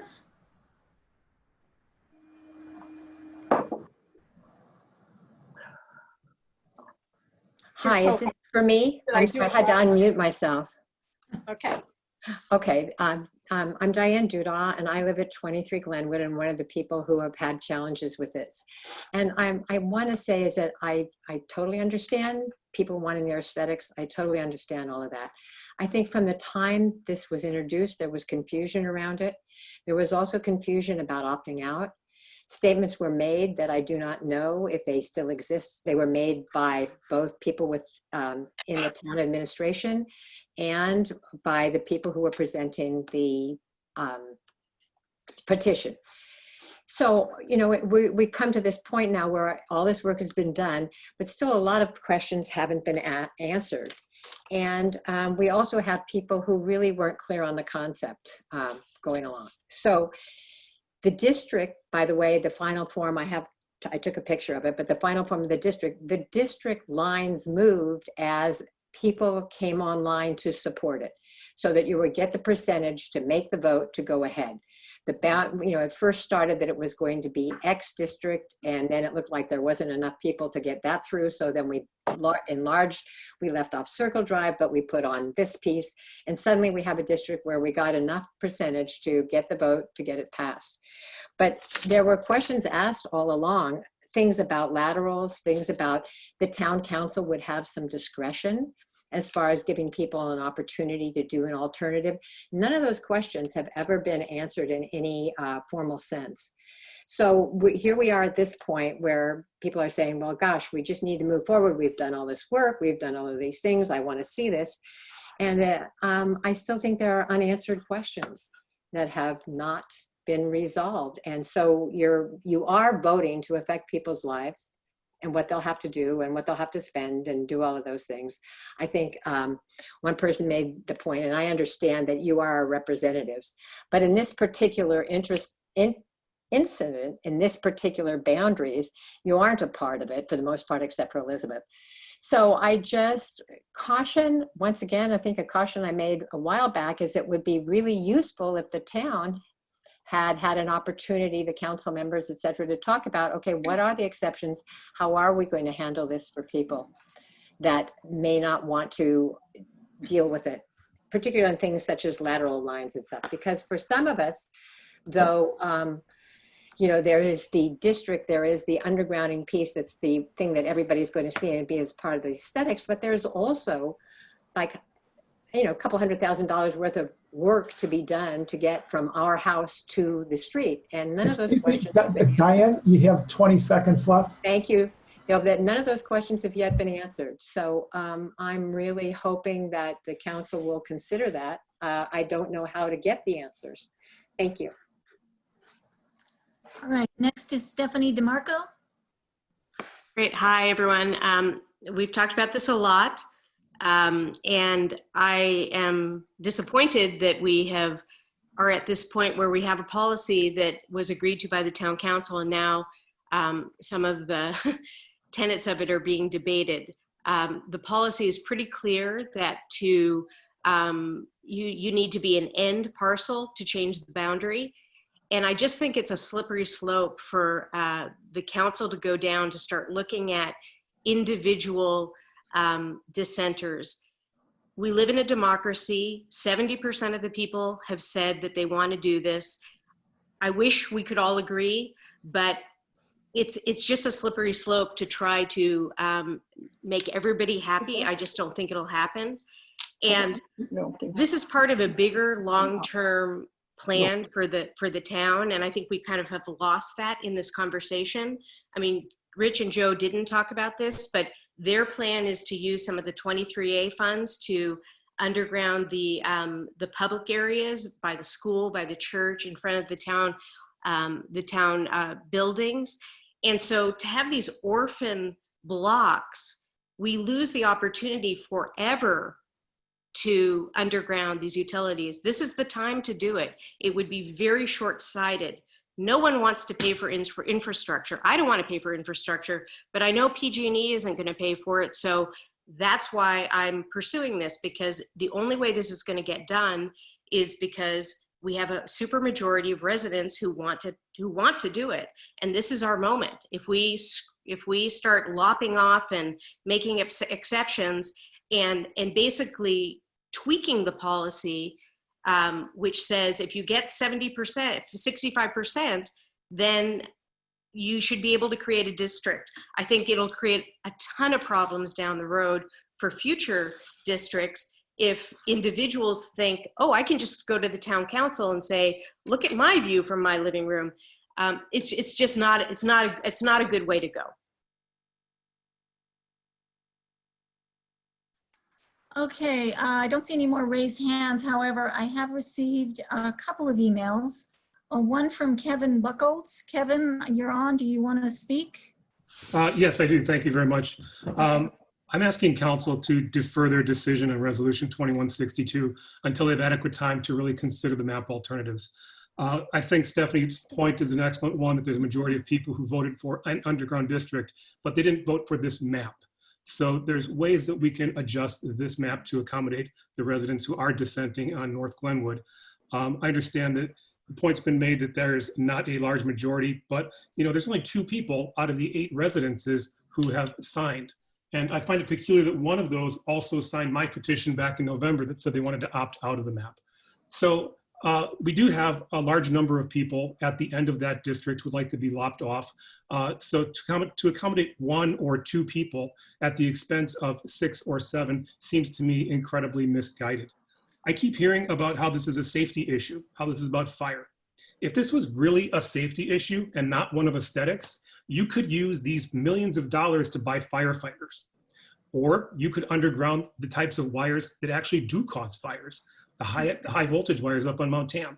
We're not getting fires frequently from the residential things. Paradise Coffee Park, those places didn't burn down because of residential wires. They burned down because of highline wires in remote areas.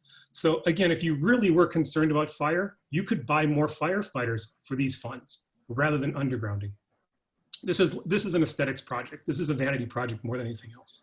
So again, I'm asking the town council to reconsider the map, to look at North Glenwood and frankly, all of the district, and look at where we can adjust it so that those who don't want to be included and incur the incredible expense of laterals, which is not disclosed in any of the documents, will not be borne by them. Thank you. Okay, I'm going to read an email that I received from Sandra Landstein. She says, I'm Sandra Landstein and my husband is Ronald Landstein.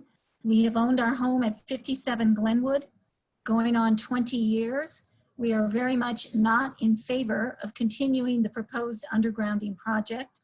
There are so many ways a fire can start. Undergrounding involves great expense and disruption for everyone. The cost, which at this point is unknown, should be borne more broadly in the community. And I see we have one more hand up. So Diane, is that? No, it isn't me. Gordon Andrews wants to speak, and I think Diane's Diane, already spoken. Yeah, I have. Marilyn Reedy also wants to speak. Okay, I'm not seeing that on my screen. So. Why don't I did have my hand up, Linda. Is that okay? Yeah, go ahead. Okay. I'll take my picture away. I just wanted to say, what we're talking about here is just proceeding with the preparation of the engineer's report. And the engineer's report is going to answer so many of these questions that people have. And then when we have the engineer's report, then we get to decide on the whole final thing. We're not engraving this in gold at this moment. We're just trying to get the engineer's report so the questions that we all have can be answered. And to put it off is, putting it off forever the way we've done with the flooding. I really hope that we can proceed and get the information that we need. Thank you. I'm not seeing any others unless you are. Yeah, John Jones has a question. Okay. Go ahead.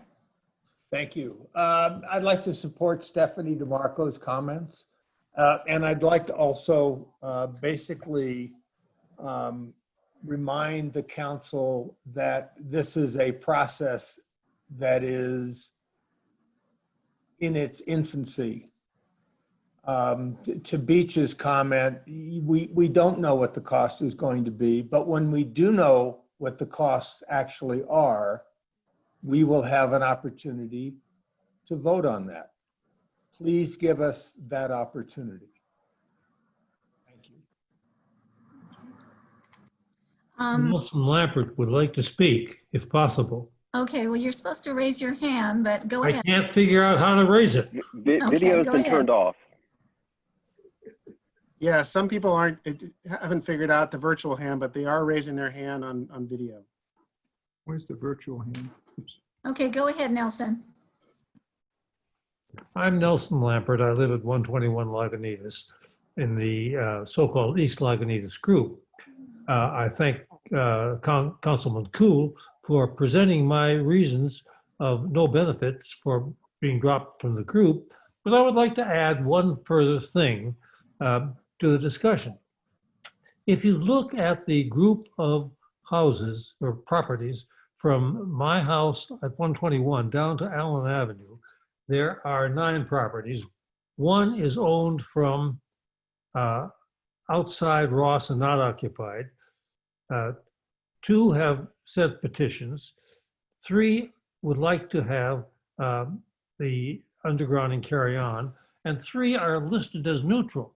These 3, that is Rosen, Nelson, and Conway, I've all spoken with in the past 2 days, and they are all opposed to the group, although they have not they have not sent a formal petition to be removed. So the number of people from my house down to the Allen Avenue who really want the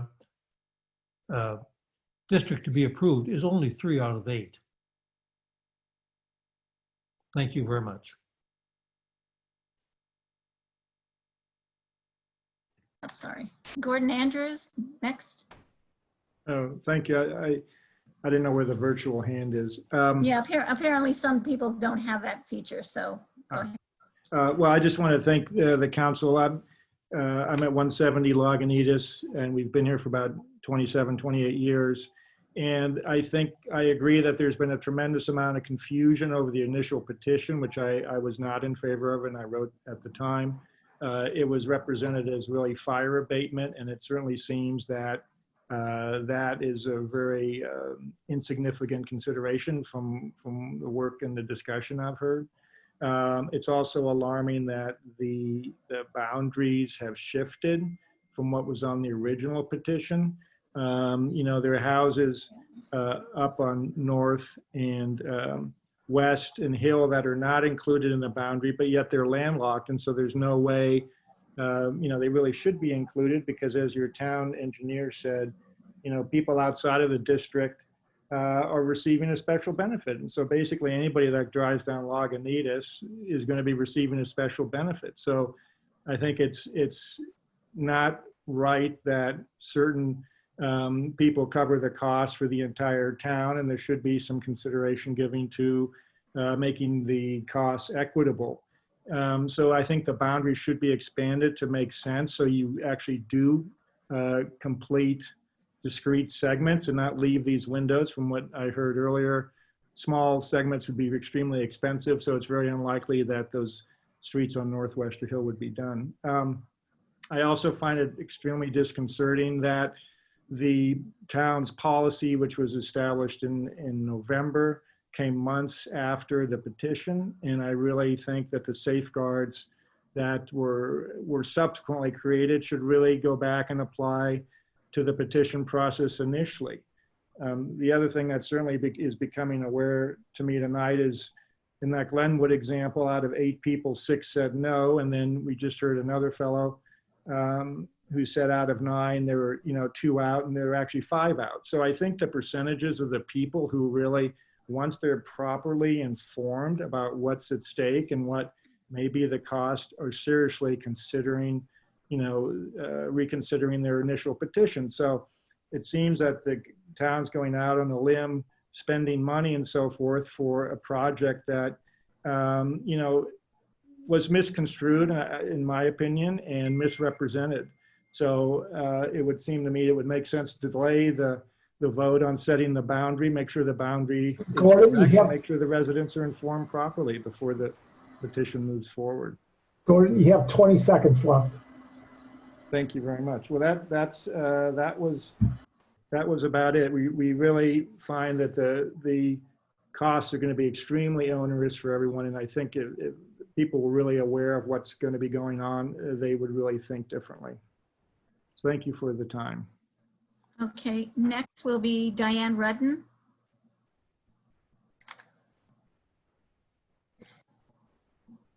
I guess that tells me I shouldn't have the same name as Diane Duda, huh? You received our letter, and Russ's comment is mine also. I don't think this is about fire safety. I think it's a visual thing that people are wanting to do.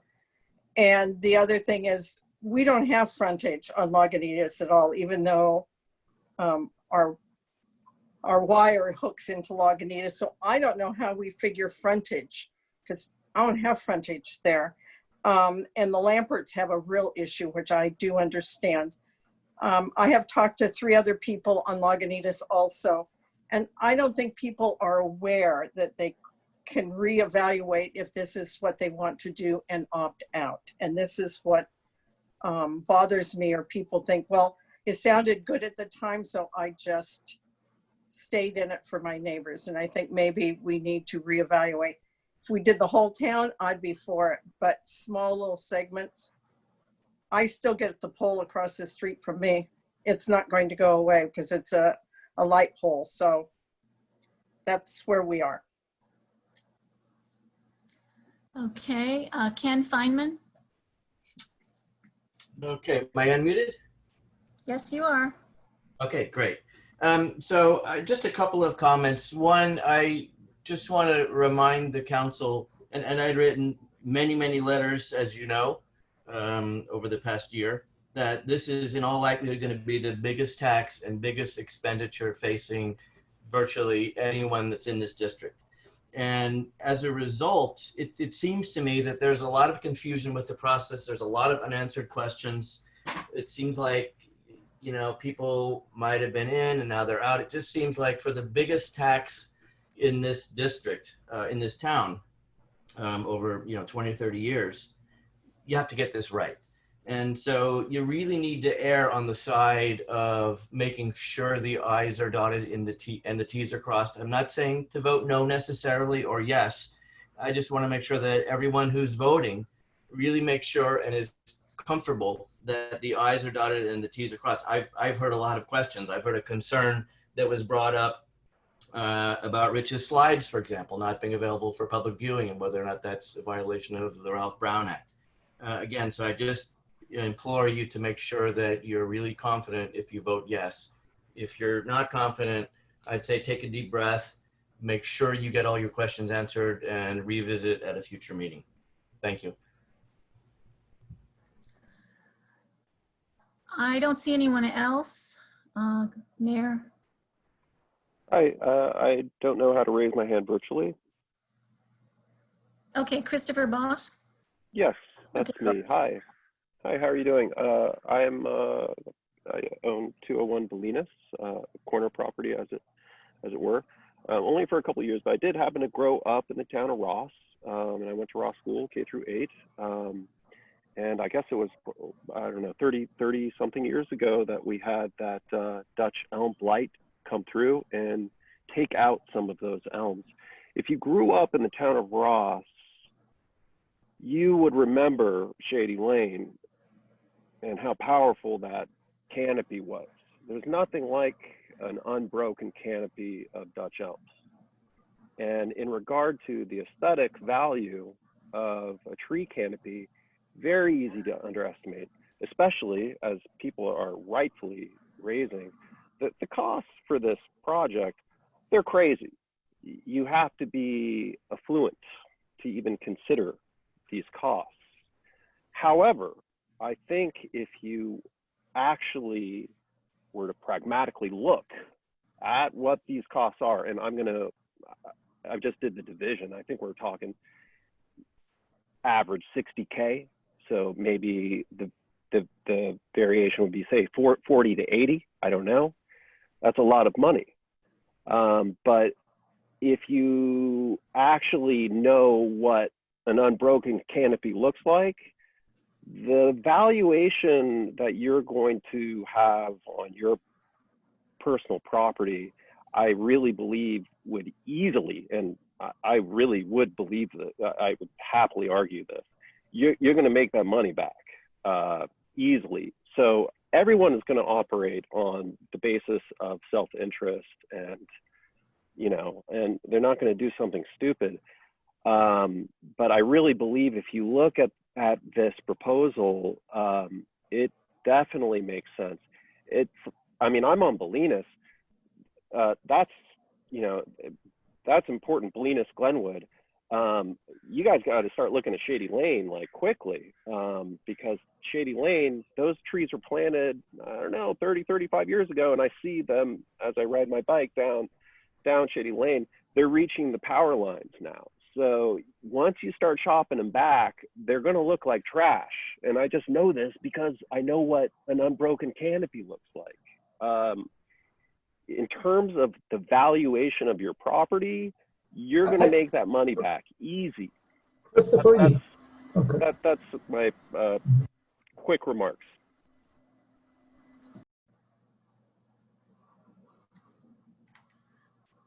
Is there anyone else out there? I don't see any hands raised. Or is there anyone else? I don't think so, Mayor. Thank you. Thank you, everyone, for your comments.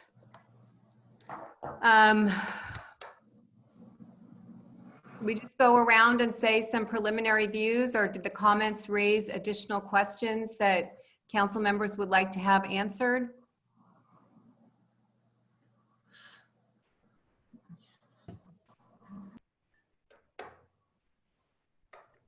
Ben, could you address whether or not documents that a staff is presenting at a meeting need to be available on the website prior to the meeting?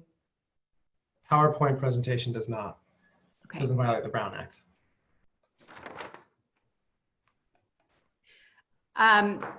Let me just ask Rich, procedurally, assuming we go forward tonight, then there's another vote based on an equal vote as well as on a benefit vote. Is that correct?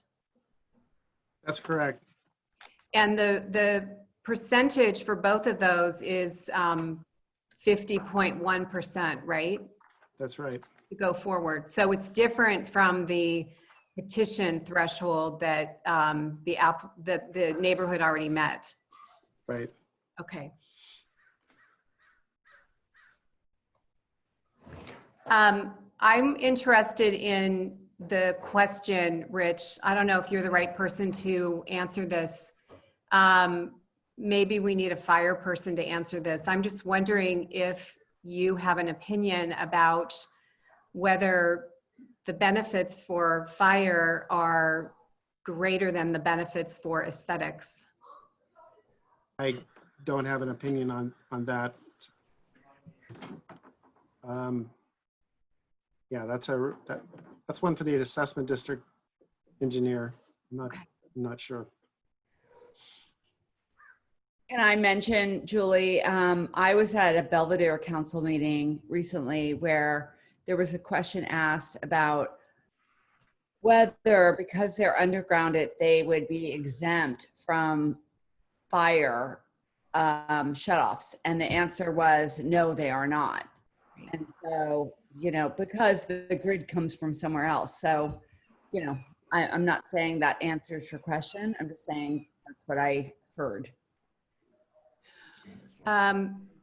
Rich, in terms of laterals, doesn't our policy have an express procedure and the municipal code has a procedure to allow property owners to opt out of undergrounding their laterals? The policy did introduce a spot in the process where the people who want an exception to the undergrounding requirement, and if they want to have a pole up in their property and have the lateral remain overhead, that comes later on in the process, just before the ballot count, I believe. Just checking the policy here, but our municipal code just states that everybody needs to be, everyone's lateral needs to be undergrounded, and we made an exception to that. But there is a certain point in that process. Joe, do you have that one? Yes.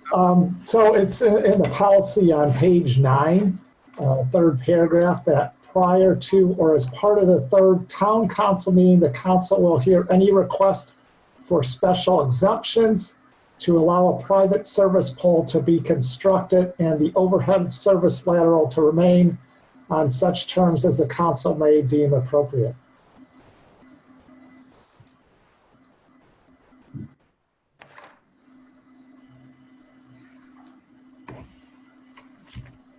So, so the intent is, yes, there's a place in the process, and it will be sometime in the future between the second and third council meetings, but before the third council meeting. Where do you council members stand in terms of going forward? How do people feel? Well, I'll speak to that if you want. I have some misgivings about what we're doing. I expressed, and I think I voted against in November when we set the rules. I did not think that a 50% plus one was adequate, was fair to drag the rest of the property owners into the district. I'm also concerned, I still don't understand, what about the $71,000 that we don't have, but we're going to approve a contract anyway tonight? I don't understand that. But overriding all this, some years ago, we established a general plan which favored undergrounding utilities. And I think we can all see that there are potential benefits to undergrounding utilities. I don't think the general plan has been redone since I've been on the council. Maybe I've forgotten it. But despite the concerns that I have, because the general plan calls for favoring undergrounding, I'm not going to try and stop this process by voting against it now. I will vote to go ahead with some misgivings. Bill, did you want to comment? Yes, I do. I guess I would echo what Beach just said. In general, I think undergrounding is a good thing in terms of safety and in terms of aesthetics, certainly.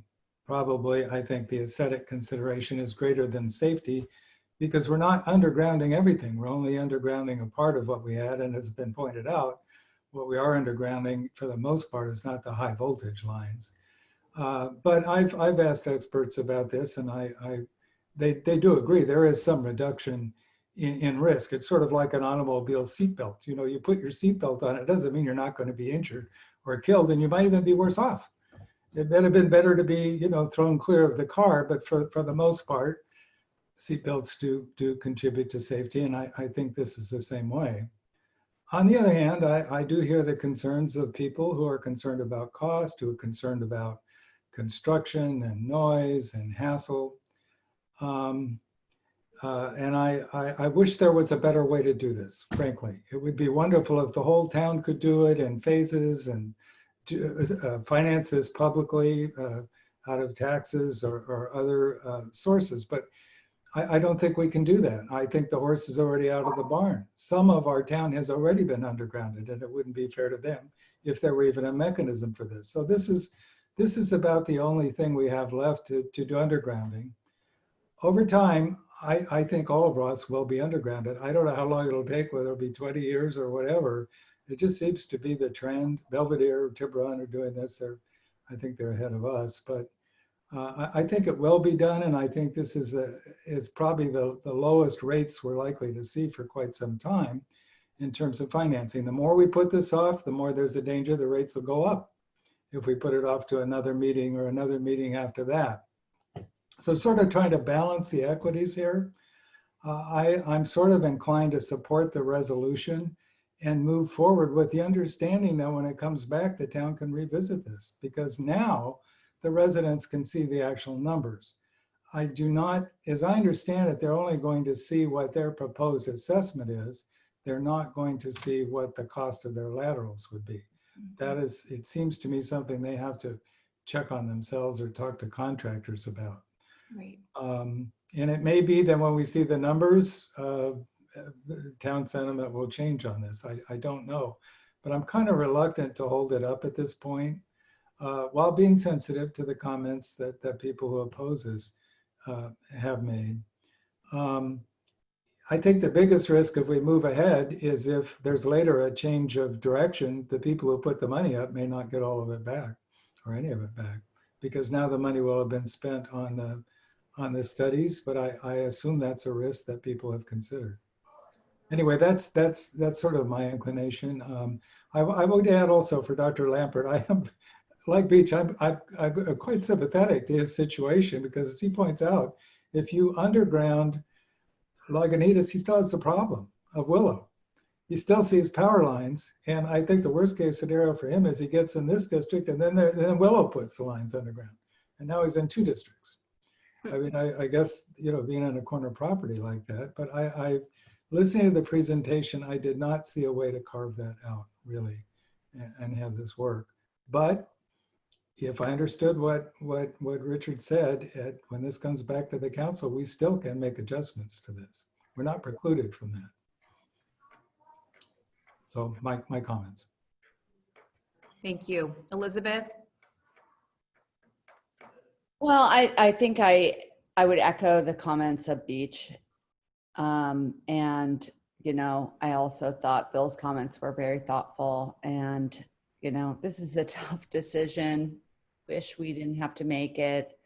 You know, anytime you're, you know, doing what we're doing with these percentages, it's tough. So I don't have anything more to add. You know, this is when we make the money we don't make, right? As council members, you know, we're making a bunch of people unhappy, and I'm sorry for that.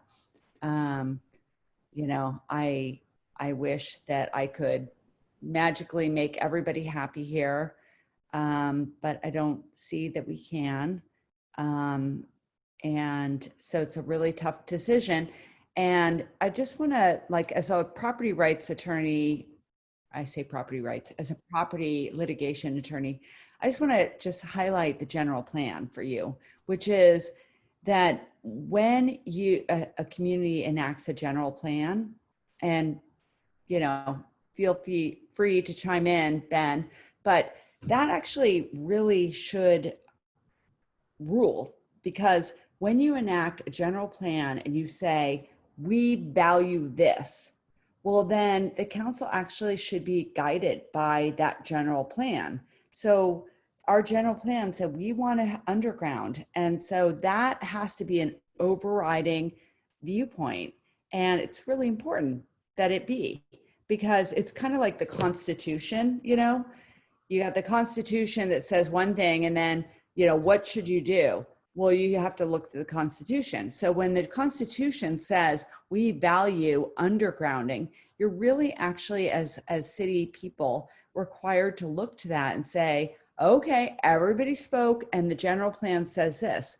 And so it's kind of, you know, I think people don't really, lay people probably don't understand that, but it's as a litigation attorney, municipal law attorney, I can tell you, and Ben can echo it, that's supposed to guide this decision. And so I heard people oppose it, but then I looked at what I think is the Constitution, and I thought, well, you know, that's what the majority of people voted as the general plan. So that was my thought. Thank you. Well, I'll just share my thoughts, which are, you know, many, many months ago when we adopted this policy, there were probably 50 or 60 people in the room who were supportive of what we were doing. And I don't know where, there were some people on the Zoom call that were supportive, but those people aren't talking right now. We're getting the opponents. There was a lot of passion in the room before supporting undergrounding of utilities. And as Bill points out, interest rates are incredibly low. The payment period would be 20 to 30 years. The neighborhood proponents are offering a loan arrangement for people, and we don't want to, the town doesn't want to get into this. We don't want people to have to publicly say, I need a loan. That's so awkward. It's so divisive. We don't want to go down that path. But the proponents have expressly stated in a letter to the council today that that program is available. People can opt out of doing their laterals. And we also heard, you know, many months ago that this will enhance people's property values over time. And I'm very cognizant of the fact that we are in a recession and we're in this lockdown, and it's just a really weird time to be moving forward and having optimism and trying to visualize what our town will be like. And I also really, really regret having not being able to make a decision where 100% of our people are happy. But I think we should move forward, as the other council members have said. We will have another opportunity to look at this. People will have more certainty. They'll have more information about what this is going to cost them. They'll have a better understanding of how they can pay it over time and what that actually means to their annual cash flow on their property taxes. So I think it seems like we have consensus. Perhaps we could have a motion.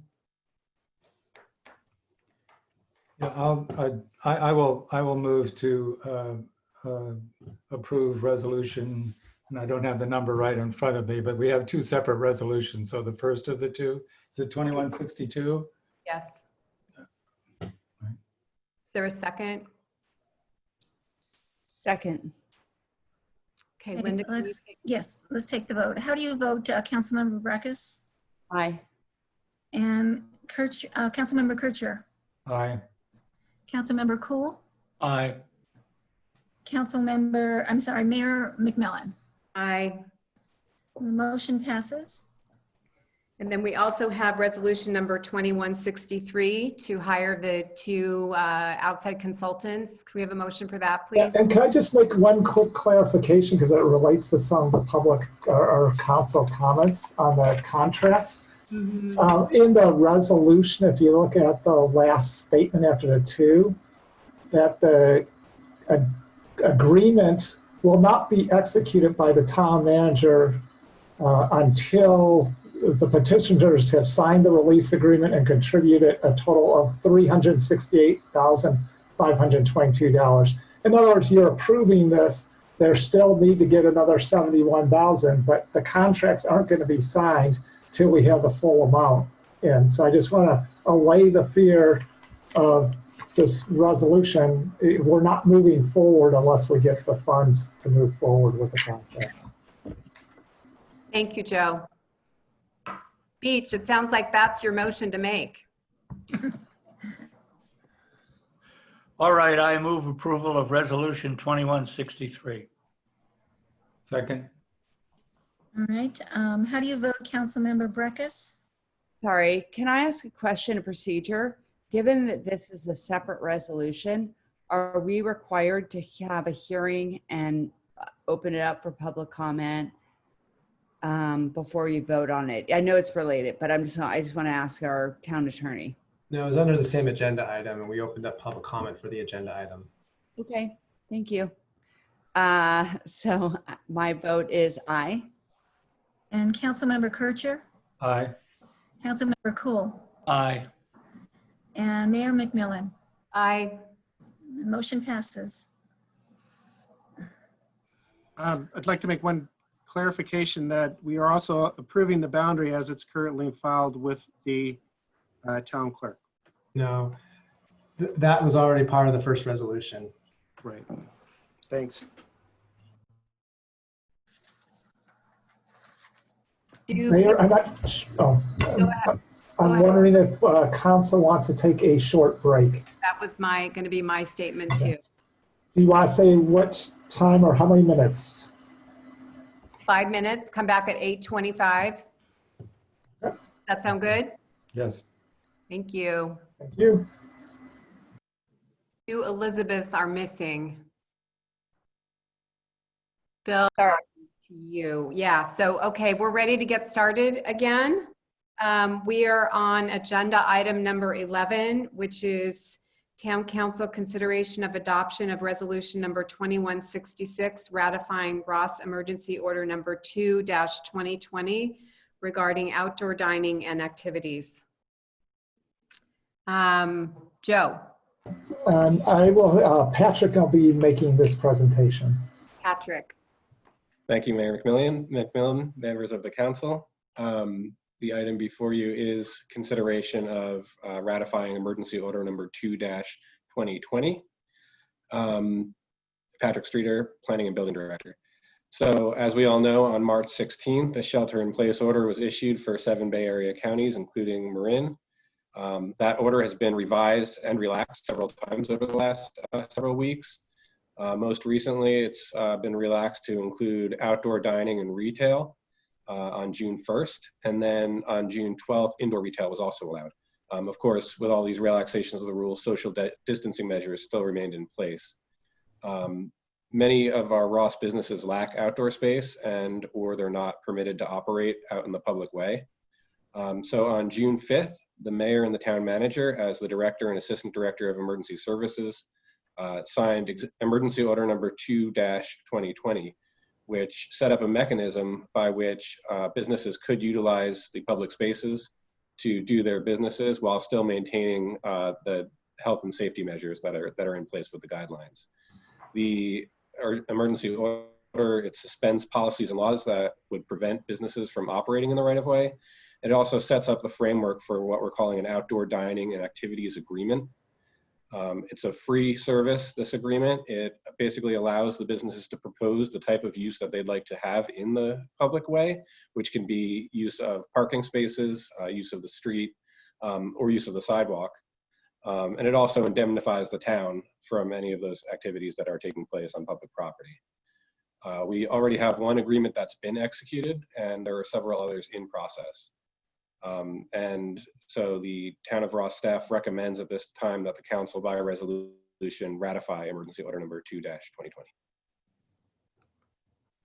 Questions for Patrick? Yes, I have a question. Go ahead. So can you explain, like, for businesses that, you know, are not immediately, they don't have enough room with ADA compliance, can you explain how they would take advantage of this? So we are putting the responsibility on the business to comply with all health and safety codes as well as ADA compliance. But for instance, if a restaurant on the interior would not be able to have appropriate widths for their tables and access, and then even on the sidewalk, there wouldn't be that type of width. What we see oftentimes is something called a parklet, where parking spaces are converted into seating spaces. And if there's not already an accessible ramp going down to the street level, that can be corrected by installing a platform to bring it up to the level of the sidewalk, or by installing a ramp to allow transition from the elevation of the sidewalk down to the elevation of the street. And with all of these agreements, also the 4 feet of clearance on the sidewalk is required so that we're losing the ADA accessibility along our public way. Am I muted? No, go ahead, Elizabeth. Now you're muted. Can you just explain, like, for different businesses? I mean, we have so few, but like, what does that mean for Tony Tutu's? What does that mean for our Italian restaurant? What does it mean? Like, what could they do differently? Well, essentially, as far as ADA compliance is concerned, the restaurant's interior spaces were already set up to operate with accessibility in mind. That's part of their tenant improvement permit. But as they do make use of the seating in the public way, Tony Tuto's already went through a use permit back when the use was when the business was converted, and so that already looked at those types of compliance issues. But for instance, Trattoria Fresco, which is the one agreement that we do have executed. Hey, Patrick, can you stop for a second? Your sound is getting really jiggly. I might be standing a little too far back from the computer. Is this better? Thank you. Okay. So for instance, Trattoria Fresco is our agreement that we do have executed. And his proposal was to put tables out in the sidewalk. And so part of that proposal is that while he maintains the seating at those tables, there's also the 4 feet of clearance along the sidewalk so that anyone can still use the sidewalk for its intended purpose, which is the public way. So if, for instance, if there were retail businesses that wanted to set up shopping in the sidewalk, they would also be required to provide this level of clearance.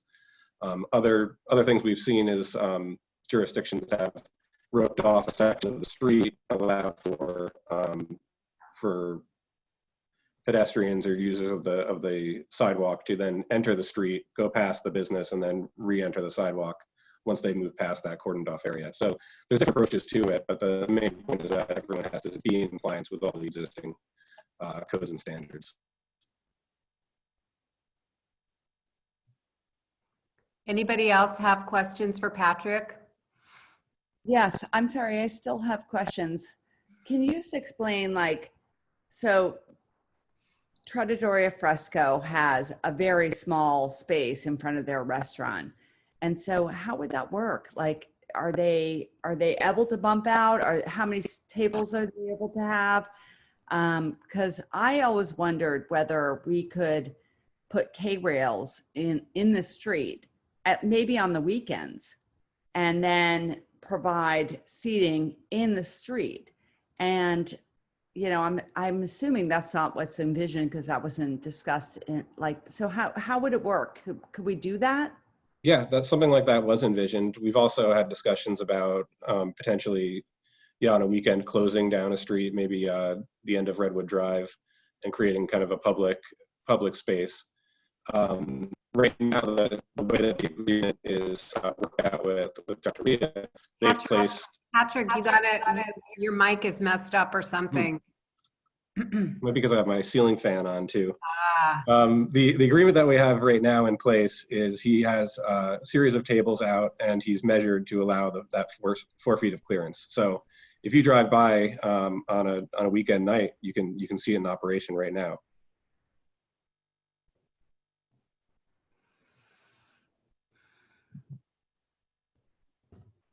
Elizabeth, are you making a comment?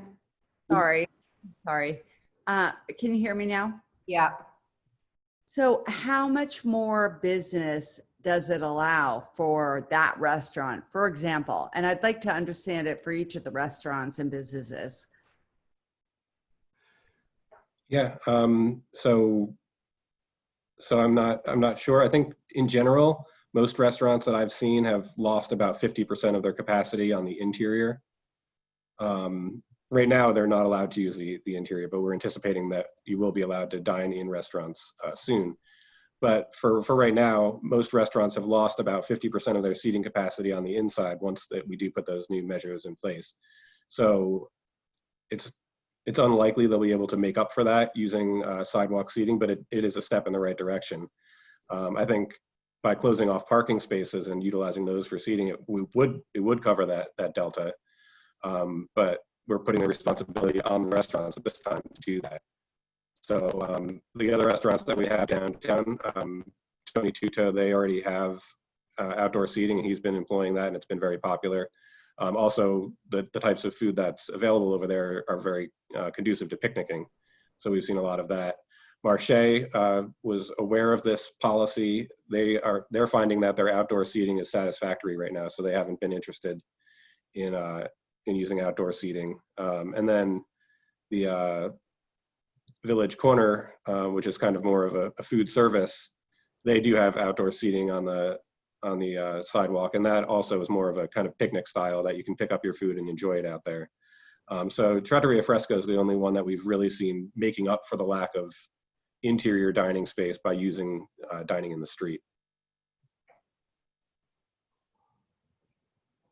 You're muted again. Sorry, thank you, Patrick.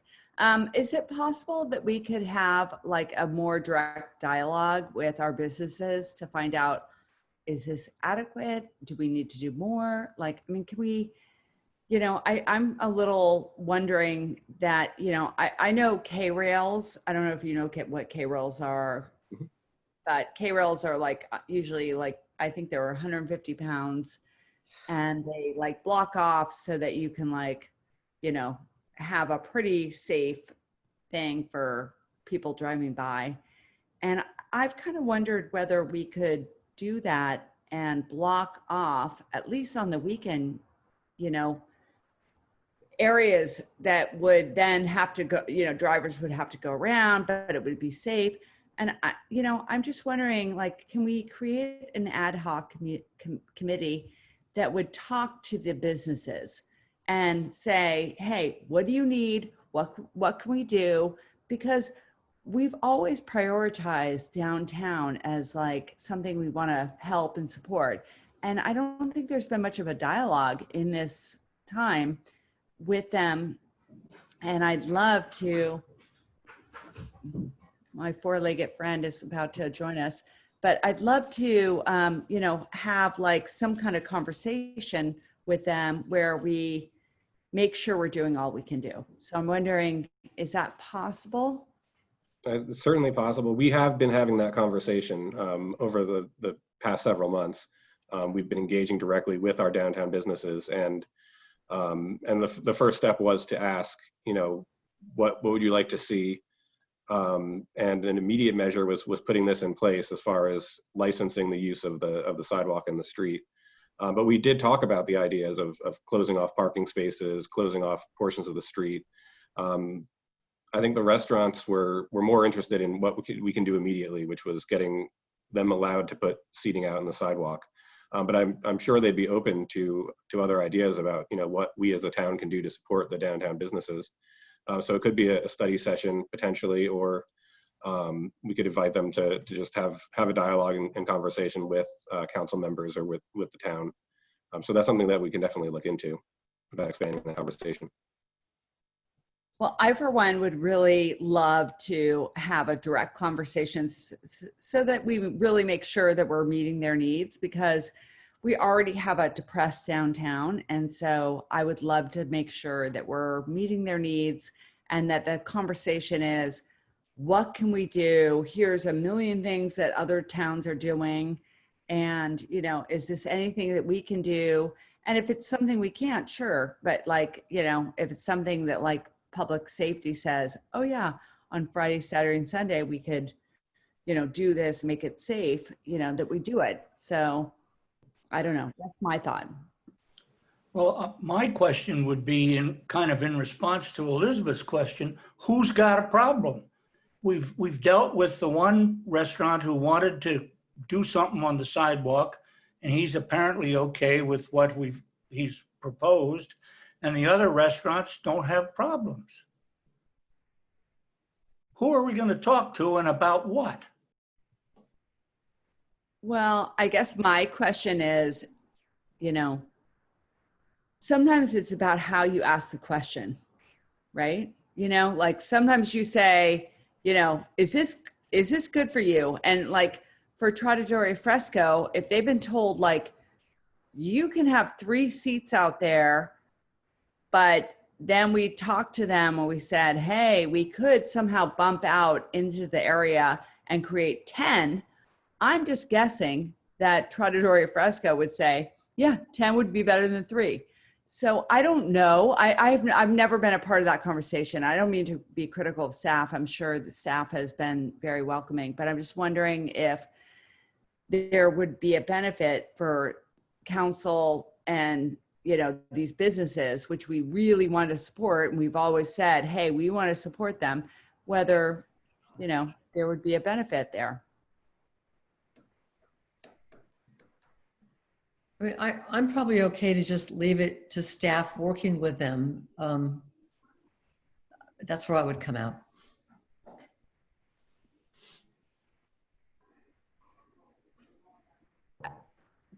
Anybody else have anything to add? I guess my impression is that staff has been doing a good job interfacing not only with the restaurants, but also with all the other businesses and trying to come up with ways to help the businesses during the recession. And that was the genesis of that email that I can't even remember if it was sent out yesterday or today. That's because every day is like, you know, Groundhog Day here. But we all need to do a better job of supporting our local businesses. Patrick, is that something you feel comfortable continuing to do? Yes, absolutely. And yeah, just to be clear, it's not that we got this emergency order and then reached out to everyone and said, here it is, you know, take it or leave it. This has been the product of an ongoing dialogue, and that will indeed be continuing as long as we're dealing with these unique circumstances. And yes, it's not just the restaurants. The order itself is written to encompass all the downtown businesses, and that's the perspective that we have on it, is that we're going to continue to try to support these businesses as best we can and have an active conversation. It's convenient that it's such a small part of town that it's easy to do that one-on-one type of service, and that is something that we plan on continuing. So could we have a motion to approve? We need to open the public. Oh, comment. I'm sorry. Any public comment? I don't see any public comment. So could we have a motion? I move we adopt resolution 2166, ratifying the emergency order 2/2020. Second. Okay, let's take the vote. How do you vote, Councilmember Breckus? Councilmember Breckus? Aye. And Councilmember Kircher? Aye. Councilmember Cool? Aye. Councilmember Robbins? Aye. And Mayor McMillan? Aye. Motion passes unanimously. Thank you. Thank you, Patrick. The next item on the agenda is number 12, Town Council discussion direction on the use of Ross Common for outdoor recreation department and Ross school activities to comply with COVID-19 social distancing requirements in relation to that area of the common that dogs are currently not prohibited. Joe?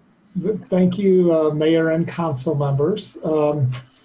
As we've discussed is the whole COVID, on March 16th, the 7 Bay Area counties, including Marin County, issued the shelter in place that was effective March 17th, directing residents to remain in their place of residence except as necessary, except to perform essential activities. Slowly over time, about every other week, we're getting new things opening up of what is allowed and not allowed. Originally, the shelter-in-place order required the closure of all in-person learning at schools and recreation-type programs. Recent changes to the health orders are now allowing in-person schools and recreation programs to begin again, but under very stringent social distancing requirements due to the risk of COVID-19 spread. For example, recreation programs will be limited to only 12 participants who are used and have to stay in the same group, all the same ones for 3 weeks, a 3-week total. You can't have 1-week classes. School, in addition, one of the things clear from the Marin public health officers, that it's much safer to have outdoor activities than indoor activities. So whenever possible, they want to get things outdoors.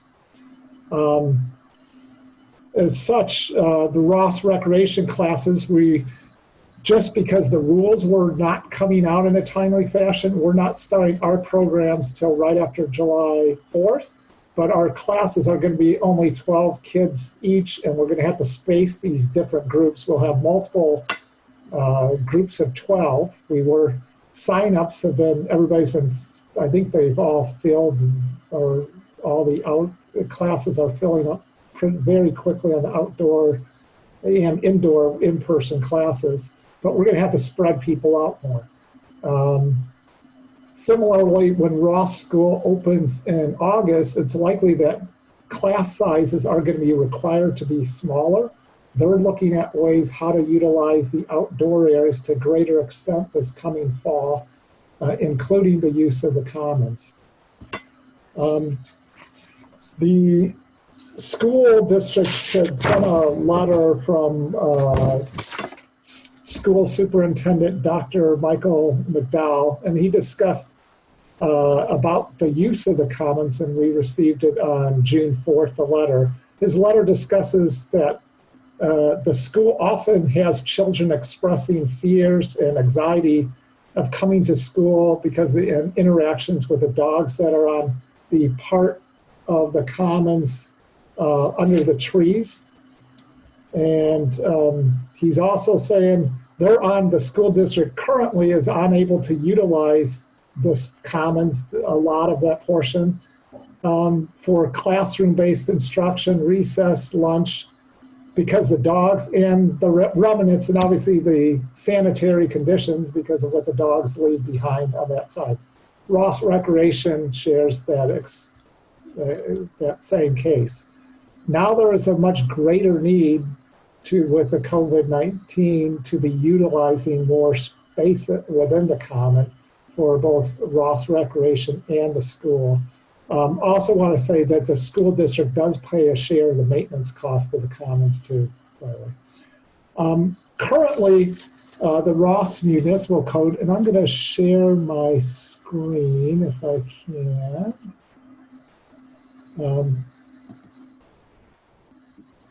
Can you see that? Is it shared or not? No. No. Hold on just a second. So I see what I'm looking. Linda, is it now being? No. No. It's in the staff report on page 2. If you're going to try to show the. I was going to show the aerial, but anyhow, the aerial, and you know the common. But right now, the area that's the playing field, so the sidewalk, the playing fields from the post office, sidewalk that goes to Ross Recreation with the baseball diamond setups, that dogs are currently prohibited to be in that area on leash and off leash. So dogs are explicitly prohibited. They are not prohibited on the other side of the sidewalk where all the treed areas are. What we're looking for is under the Ross Municipal Code is to, given the situation we're in, is with a need to expand outdoor activities for Ross Recreation and the school to prohibit dogs during this COVID-19 from being on the common. Both off leash and on leash. And the means we would be looking to do it is to have it, There you go. Oh, somebody pulled that up. Okay, thank you, whoever my helper is. So this is the area that it is currently prohibited here. And then this is the area we're looking to see. And the other thing about using this in the summer, clearly they have the shade aspects on hot days and warm days, and school starts in August. Of being able to have the shaded area for use of kids, both for Ross Recreation and the school, would be helpful. And it still leaves, then the dogs could move across we could have the area open because there's no prohibition right now on the area by the green lawn area by the post office. What we're looking for, because our programs are starting July 6th, and we also need to issue emergency order from the emergency services director, the mayor, and myself as the assistant director to issue an order prohibiting dogs during the COVID from that other portion of the common. And part of the timing is with classes starting July 6th, we need the dogs off there at least a week or two before because of all the remnants of dogs. So the goal is to get the order issued in the next week. So with that, if there's any available for any questions. And if council does direct, we're just looking for direction from council or the mayor and myself to do emergency order. We'd come back to the next council meeting, which would be July, to actually ratify, just like we did ratify the order tonight of the dining. We'd come back to council in July to ratify the order. So just to clarify, dogs now are not allowed on the open area of the playing field. They're currently using that shady area This would change so that that shady area is available for Ross Rec and Ross School for their outdoor programs for social distancing, but there's nothing to prevent dogs from using that grassy area across the street by the post office. That is correct. Okay.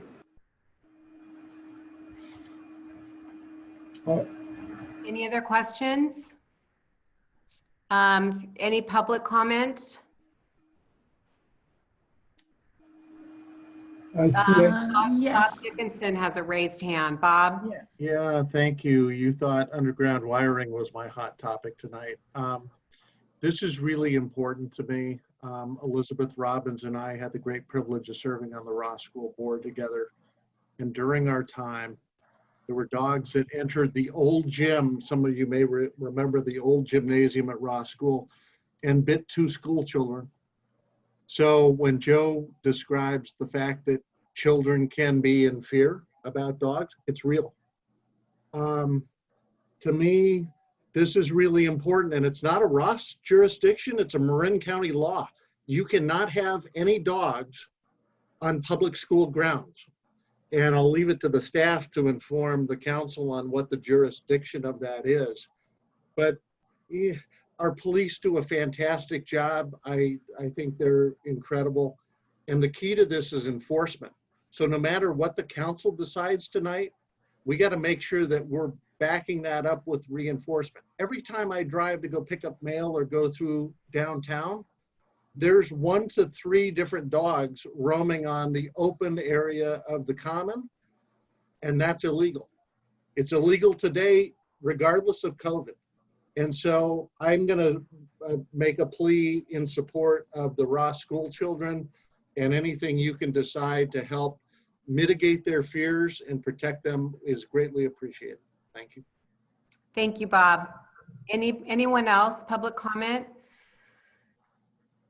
Okay, I think we have the direction we need. Joe, do we have the direction we need? I'd like to hear if the council, the rest of the council members are in support, because this will be coming, if we execute an order next week, in the coming days, we'll be coming back in July. So I'd like to just hear from the other council members if they're in support or not. Bill has his hand raised, and then Beach, you'll be next. I think this is a good idea. I do support the staff recommendation. I would just say, though, we need to make sure people understand this. We need to maybe even post some notices, because it will be a change. And I'm sure some people will be unhappy about it, but they do need to clearly understand not only what we're doing, but why we're doing it.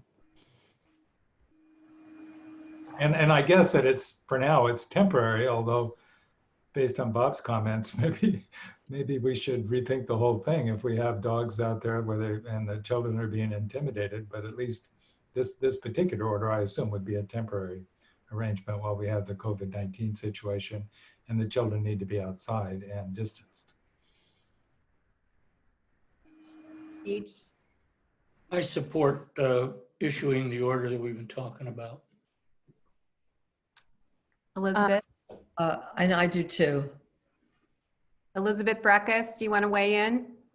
Well, I just want to say that, like, this has come up before, and there was like widespread support for keeping it as a dog area. So, you know, I'm just wondering whether I think that it makes sense to do this now, but we should definitely, you know, put it out there and make sure that everyone is weighing in, because there's a lot of people that I think have not in the past said that they wanted this. So it makes sense now. I'm supporting it, but I just want to make sure that we revisit it and talk about it. And then, you know, I totally think that across the street, that could be a dog area, and we could talk about that and talk about with dog owners whether they want that. But I just want to, I support it now. I just want to make sure that we have widespread weigh in, and I think Bill's point is valid. I obviously support it too. And I was at a town council meeting probably 12 years ago, where there were many, many, many dog owners who were placing their dogs lifestyle above the Ross School children, in my opinion. And so we can revisit this once the shutdown ends. When's that going to be, like 2030? But, you know, I think this is the right thing to do for right now. Okay, Joe? Yeah, thank you for your comments, and we will look to obviously help implement what you all mentioned, so thank you. That is the direction we need. Great. The next item is item number 13, the public hearing, town council consideration of adoption of resolution number 2164, adopting the fiscal year ending 2021 budget, setting the parcel tax assessment for fiscal year ending 2021, amending the town salary schedule, and consideration of adoption of resolution number 2165, making certain findings and determinations in compliance with section 8B of the GAN initiative and setting the appropriation limit for fiscal year ending 2021. Joe. Thank you, Mayor and council members. In your packet, you have both the staff report and the budget binder itself. The budget is the town's financial plan for the upcoming year and includes the revenues and expenses related to all the town's operations and capital improvements. The budget was adopted, or the budget was developed based on the continuing objectives of providing high quality services to the community in an efficient, effective, responsive, and financially responsible way. The overall budget for the upcoming, in this document for the upcoming year is $9.8 million. That is a reduction from the current year budget of $10.7 million. So there is a reduction in revenues, but we have reduced expenses accordingly. Clearly, the COVID-19 pandemic has significantly changed all sectors of society. We've all seen the economic impacts and impacts on everything else in our lives. And so Ross revenues are anticipated to decline compared to the prior year if it wasn't for COVID-19 emergency. But it's not as much as some agencies did that rely heavily on sales taxes and hotel motel taxes, as was mentioned in one of the earlier council presentations. We have, our emphasis has been obviously to be financially stable and responsible. Most departments' expenses, in fact, everyone we control in this budget, are being reduced from the current fiscal year, so there are budget reductions. That being said, we think the budget supports the town's 6 goals and objectives.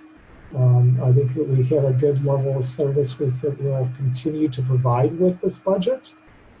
And just a little information on the budget, it builds on the part on February 13th, we met with the council at the council meeting on the capital improvement plan. Then at the March council meeting, we had the 5-year projection and the discussion of the upcoming budget. And then at your May 7th, we had a special council budget workshop to go through page by page through the budget. In your staff report, there's a list of items that changed. If you go to page 2, this is what's changed of the staff report. Shows what are the items that changed from the May 7th to today. And the biggest by far is relate to Ross Recreation. As the month and a half that since have gone by, we realized we would not be able to operate Ross Recreation programs at the same level. As you heard in the last presentation, we're only 12 people per class. We're not starting till July 6th. So where the revenues were at about $610,000, we've reduced it about $120,000 more to around $490,000. So normally, to put in perspective, without COVID, our Ross recreation revenues would be about $800,000 a year, and this year we're budgeting for $490,000. Correspondingly, we've made about $120,000 of expense reductions to recreation, looking at both staffing and administratively. The instructors, obviously, there's less programs, less instructors, and program classes. So we rebalanced that reduction on both sides. One item that came up at the budget workshop was to, for this current fiscal year we're paying 50% share with the school for a crossing guard at Bolinas and Sir Francis Drake Boulevard. The council members who directed me at the May workshop to talk with Dr. McDowell more on that. He originally was going to cut the two, because they have budget, obviously, to balance their budget. Originally, when I first talked to them, they were going to cut across two crossing guards that TAN does not fund. When I mentioned and talked with him, he thinks he may now, if we do the 50-50, bring back the crossing guard at Bolinas and Sir Francis Drake. So I put that back in the budget, that $9,000, assuming kids are walking to school. Obviously, we don't know how many, if they're in the school for 5 days or part day, some days, and online. But anyhow, we budget it back to pay a 50% share of the crossing guard at Bolinas and Sir Francis Drake. And I've eliminated some cost of events and meetings that frankly are going away. That's equal to $9,000. Because of COVID, we're doing a lot less meetings. Obviously, for example, 4th of July is not happening. The MMC dinners aren't happening, at least for now. So in effect, I balanced that out. If you look at that page 2, we are showing a net surplus, changing of about $79,000. Most of the surplus is in the facilities fund. Obviously, I'm trying to get as much money as we can to facilities for our future costs there. So we do show, despite the COVID and the cuts in expenses, a financially responsible way and still having a slight surplus without dipping into reserves or fund balance, which is, so with that, does council have any questions related to the budget?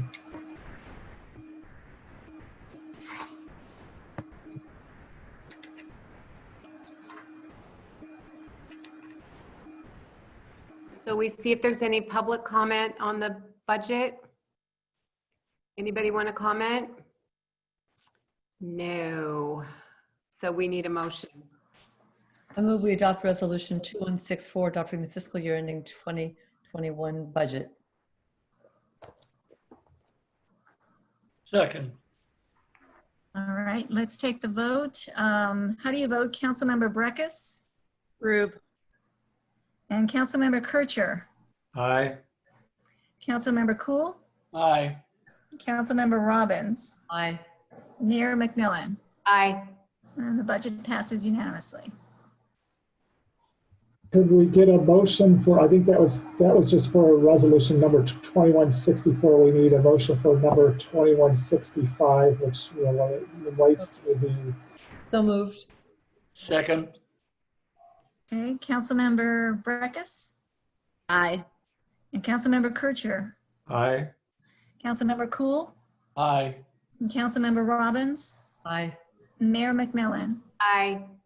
And that resolution 2165 passes unanimously. Great. Thank you, Joe, for all the great work on that budget. I know that's a ton of stuff going on, especially in light of everything else that's going on.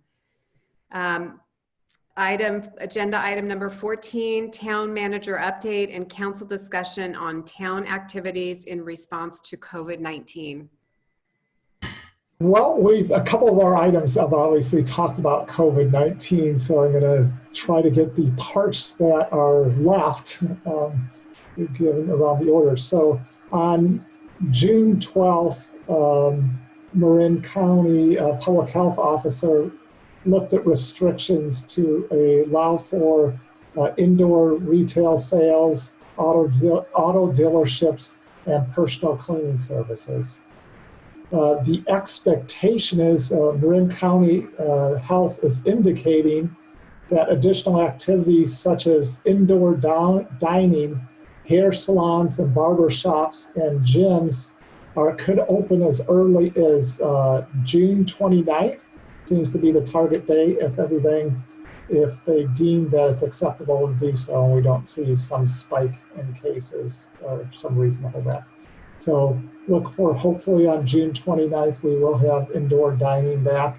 Obviously all in gyms and hair salons and barbershops. Obviously they're all gonna have the rules related to social distancing and guidelines and have to have site-specific plans. Related to town hall, as Mayor McMillan mentioned, all employees are back in town hall.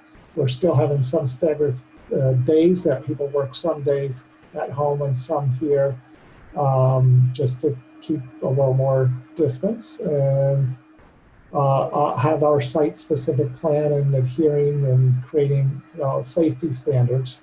But all business is happening as before. So any activity we had is still happening. So there's nothing closed. And really that is all I have unless you have questions. And we've already sort of talked about Ross Recreation, I think, in the last item. So I was not going to go there unless you have additional questions. And Ross Recreation, I would say, is the service that, actually that's the one service that everybody is not back in town hall. The administrative staff, at most one of the 4 people come in at a time there. But obviously the level of activities changed also. With that, if there's any questions or any dialogue on the COVID-19. Questions? Any comments from the public? Okay, thank you, Joe.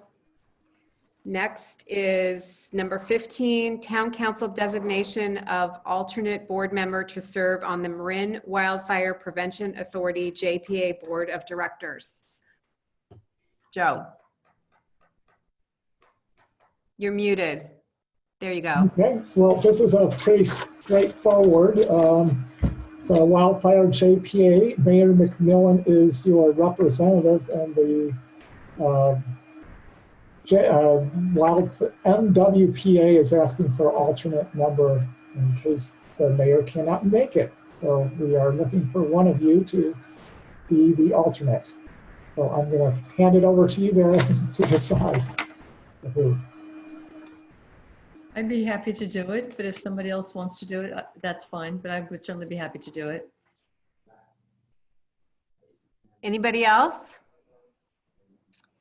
Sold to Elizabeth Robbins. Thank you. Do we need public comment on that? Yes, since yes. Any public comment? Okay. The next item is the item that we added at the beginning of the meeting, which is to designate 2 members from our council to serve on the ad hoc committee regarding exploration of renaming Sir Francis Drake Boulevard. And I think probably as mayor of our town, I should be one of the members on that committee. Who else would like to serve on this committee? I will volunteer. Awesome. Anybody else, or we have that too? Any public comment on this ad hoc committee as it, with me and Elizabeth Breckus as members? Okay, wonderful. Thank you. We're going to public hearings on planning projects now. Hold on one second. We don't need a vote on that, do we, Ben? You don't need a vote on that, no. Just want to make sure. Okay, thank you. Number 16, 43 Laurel Grove, design review, hillside lot permit and nonconformity permit, and town council consideration of adoption of resolution number 2167. Matthew? Thank you, Mayor and council members. I hope everyone can see my presentation. Planner Matthew Weintraub. The project before you is the Hilbo residence at 43 Laurel Grove Avenue. The owners are Scott and Deborah Hilbo, and the architect and applicant is Robert Stiles. And the project site is located on the north side of Laurel Grove Avenue.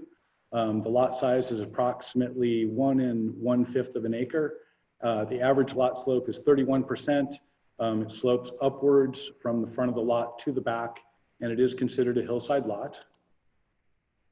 In 1951, the project, or I should say the house, was originally constructed according to the county assessor. In 2006, a design review was granted for some exterior renovations and a minor addition and new landscaping. And so the project, this is the existing site plan. We see the existing home in the lower left corner of the site.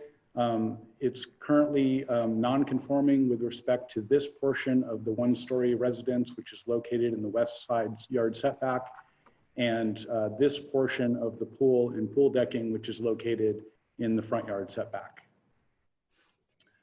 And so this is the proposed project site plan, and with the project proposes to do all the new construction within the allowable building envelopes, so no new construction would occur within the setbacks, including within this west yard setback.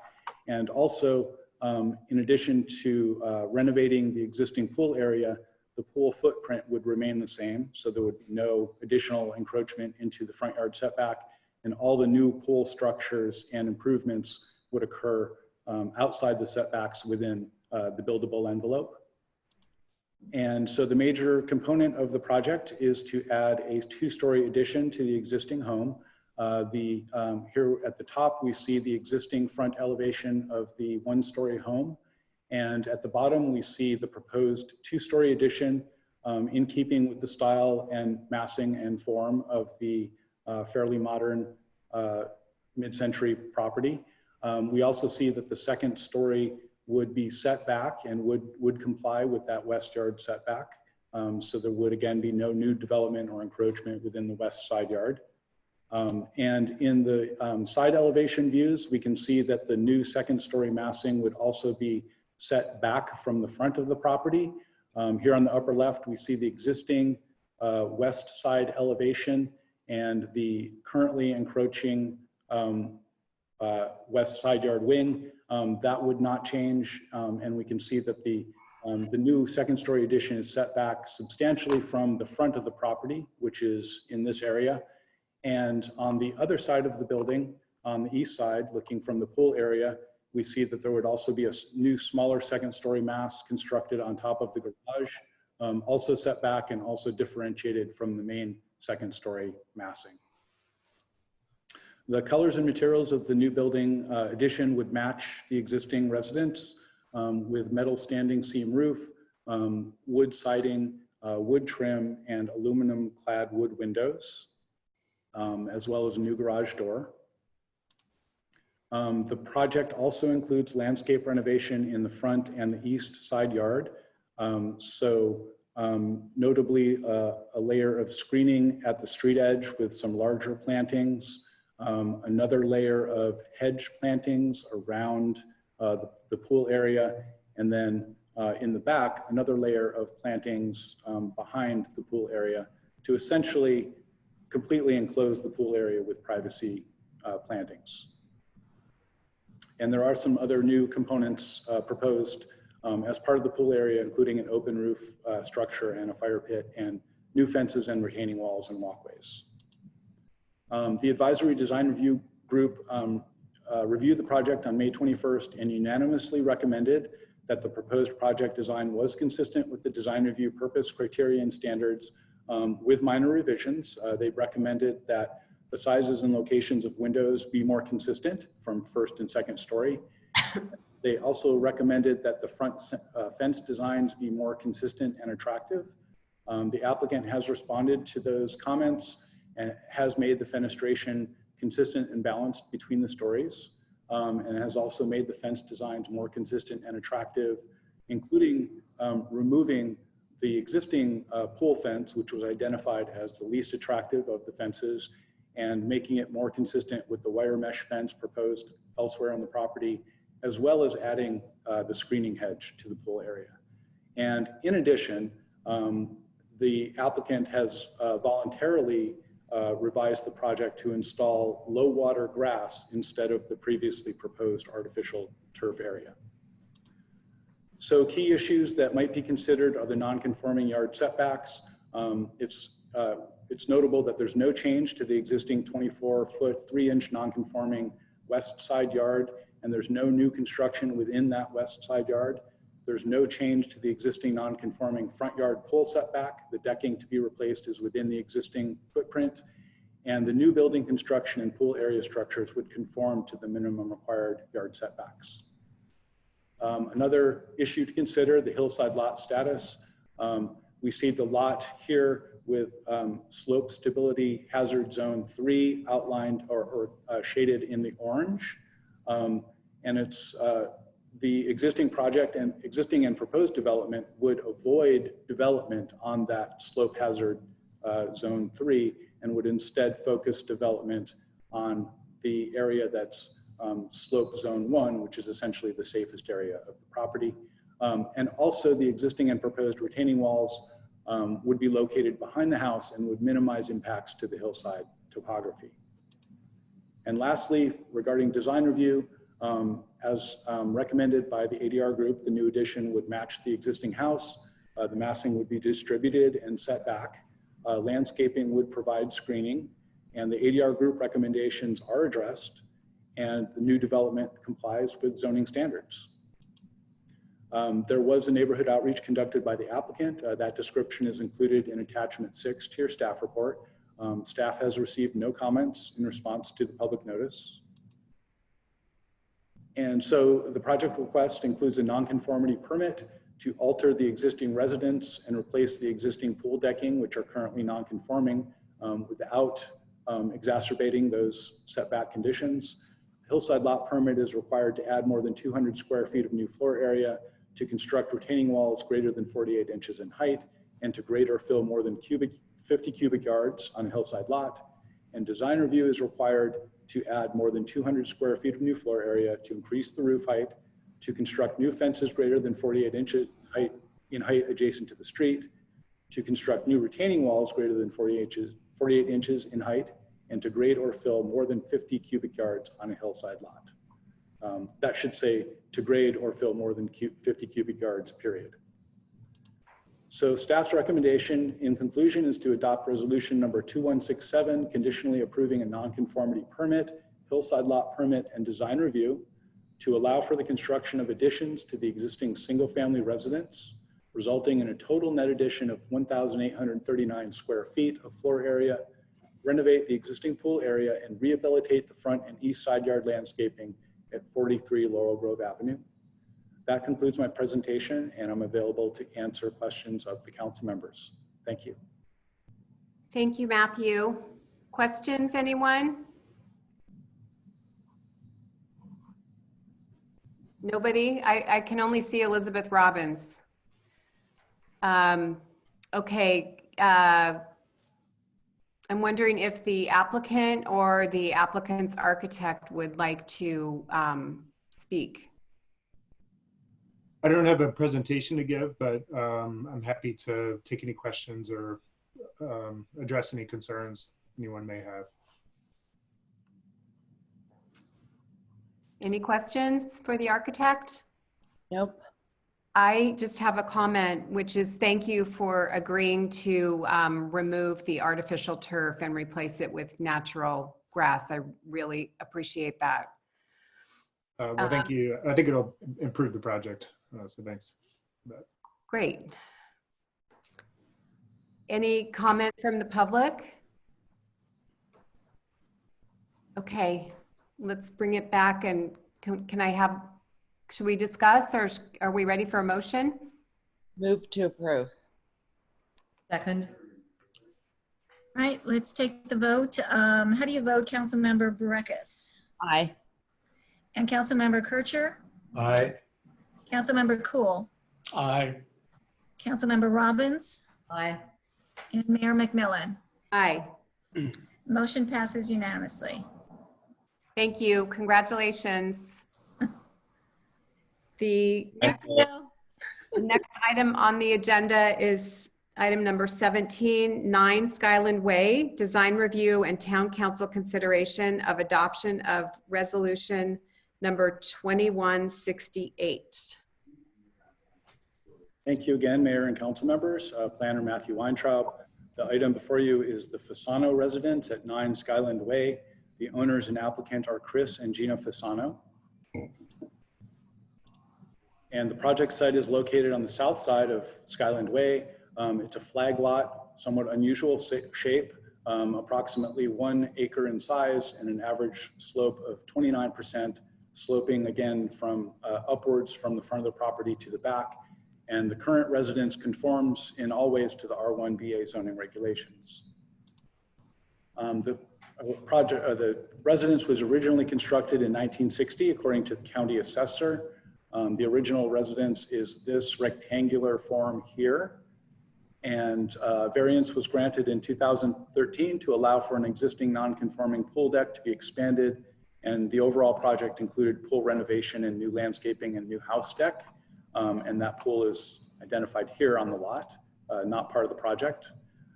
So the major component of the project is to construct a 2-story addition to the existing 2-story single-family residence, adding a little over 1,300 square feet of new floor area.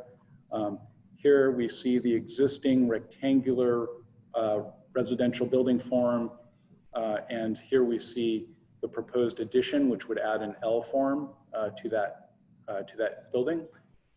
In elevation view, from the north elevation, which is the first elevation you see as you approach the property, at the top we have the existing elevation showing the north end of the house with the residential space over the garage. And in the bottom view, we can see the proposed L addition. Whoops. The proposed L addition would extend off the other end of the building and create that L form at 2 stories plus crawl space. We also see proposed fenestration changes, updating the look of the house, essentially, is also part of this project. From the east elevation, which I think may be identified as west elevation in your plans, but I'm pretty sure it's the east elevation. We see the entire building broadside, essentially, the existing 2-story rectangular form. And then at the bottom, we see where the new 2-story addition would essentially be placed, nestled right in front of that existing form at the same roof level. And then lastly, from the south elevation, the south end, we see again, this is the end where the L addition would extend from, again, creating 2 stories and crawl space. The colors and materials would match the existing, very modern, clean, streamlined materials, minimal detail. The project also proposes landscape renovation of the east side yard, including new low rock walls and walkways. The plans do include an artificial turf area, and they also include decorative plantings in the east side yard, as well as an on-site stormwater detention area that would be located approximately here on the property. The Advisory Design Review Group did review the project on May 21st. They unanimously recommended that the proposed project was consistent with design review standards and criteria and purpose. There was a comment received from the neighboring owner at 3 Skyland Way concerned about potential privacy impacts on his property or their property. The ADR group did discuss this. They noted first that there was extensive glazing on the neighbor's residence, which allows for sort of extensive views outward, which is not something that the owner of 9 Skyland Way can control or really is responsible for. I will also cover some additional details related to that privacy concern on my next slide. ADR Group also provided some very minor design suggestions, which they did not make mandatory in order to move the project forward, in order to determine that it met design review standards. The applicant nonetheless has agreed to consider those minor design changes and may in fact implement them at a future time. And they are continuing to do outreach to the neighbor at 3 Skyland Way to address privacy concerns that may exist. In relation to that, we can see that the new addition, so here is the existing property at 9 Skyland Way and the neighbor at 3 Skyland Way. Staff did some measurements just to provide some information. It appears that the new addition would be located about 63.5 feet from the face of the building of 3 Skyland Way. So just for some context, that would be 63.5 foot difference or spatial distance. And the new deck would be located 59.5 feet from the building face. So there would be that existing setback. It's also noted that there's an approximate 20 feet grade difference between the properties, so they don't look directly at each other at the same level. So those were some reasons that were discussed by the ADR Group as to why, excuse me, why they thought that this project did comply with the concerns for privacy and appropriate setbacks. And I would mention also that it does conform to the minimum required yard setback. All of that said, the applicant has agreed to continue to outreach to the neighbor to try to address privacy concerns that may still exist with further plantings and things like that, recognizing that privacy is a two-way street. So I think that dialogue is occurring. Have not received further input from the owner of 3 Skyland Way. Some key issues to consider for the project are impervious surfaces. Per the project plans, the project proposed to increase impervious surfaces from 28% to 33%. According to the stormwater control plan submitted by the applicant, that's broken down into these areas: roof and deck resulting from the new addition, new walkways, which may indeed might have been an error to include those in impervious surfaces in the stormwater control report, because the applicants indicated those were actually meant to be earthen. So we can sort of subtract that area. There's also a large amount of new artificial turf proposed on the plans. The applicant also has proposed new on-site stormwater storage, which is sized to accommodate the runoff from that new coverage. So although the project plans do show this increase in impervious surfaces, the project itself includes on-site facilities that would mitigate for any new increased runoff to the site. Nonetheless, staff has dialogued with the applicant about potentially even reducing impervious surfaces even further. And the applicant has recently indicated that they could agree to install permeable earthen walkways, which I think was the original plan, but as well as grass instead of artificial turf. That would result in a much smaller increase in impervious surface from 28% to 30%. Presumably that plan would also include the proposed new on-site stormwater storage. I would point out the plans and materials before the council tonight do include this larger calculation for new impervious surfaces, as well as the on-site stormwater storage. So staff recommends that the council confirm tonight with the applicant what they would like to propose with this project as far as that particular aspect, artificial turf versus grass. Public comments were not received as a result of the public notice for town council. As I noted, there was a comment received at the ADR Group meeting, but no further comments received as a result of the public notice. And so the project request is quite simply a design review permit to make additions, extensions, or enlargements to an existing building exceeding 200 square feet of new floor area and to increase the roof height. And the recommendation of staff is to adopt resolution number 2168, conditionally approving design review to allow for the construction of a new 2-story addition to the existing 2-story single-family residence, resulting in a total net addition of 1,336 square feet of floor area, and rehabilitate the east side yard landscaping at 9 Skyland Way. That concludes my presentation, and I am available to answer questions of the council. Thank you. Thank you, Matthew. Questions from council members? Yes, I have one. Matthew, going quickly through the conditions of approval, I didn't see anything about retaining jurisdiction should it turn out that there is some privacy problem after this is constructed. Would it be appropriate to include that sort of thing? That would be, I believe, up to the council's discretion. Staff has forwarded the ADR group's recommendation, which is that they actually feel that there's enough, that the existing conditions allow for appropriate screening and privacy. But ultimately, I believe it's the town council's wisdom in this area that would take precedent. And of course, staff could craft a condition that that would allow for some level of screening or some screening measurement to take place that would be contingent upon issuing a building permit. Well, I might say that I received some comment from the homeowner at 3 Skyland, and I actually even went over and looked at as best I could what the situation was. 9 Skyland does loom over 3 Skyland. It didn't appear to me that presently there was a serious problem, but I'm just thinking if it turns out there is, should we have that sort of a condition in our approval?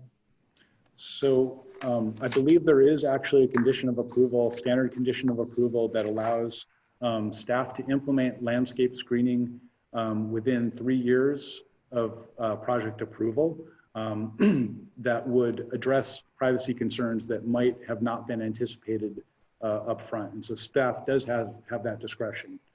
Okay, thank you. Yes. Anybody else?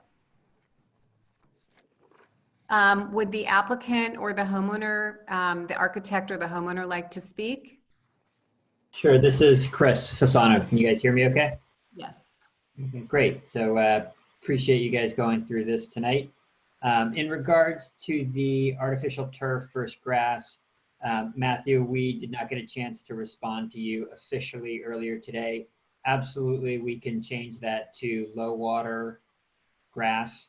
As Gina mentioned, it's mainly an aesthetic thing. So, you know, artificial turf grass is all good. So we can confirm that we're reducing the impervious area there. And then, you know, just in regards to the screening, as I think I mentioned to most of you when you came out, or Gina mentioned it, you know, we have the same desire to have screening that they do. That addition is bedrooms. So, you know, we want to make sure that, you know, both homes still have their privacy.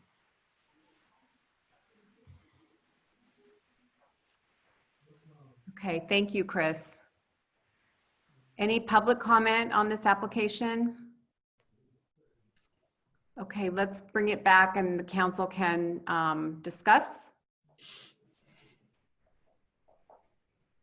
My biggest issue was the impervious AstroTurf, artificial turf. So thank you, Chris, for agreeing to remove that and use natural grass. I think that's a great move.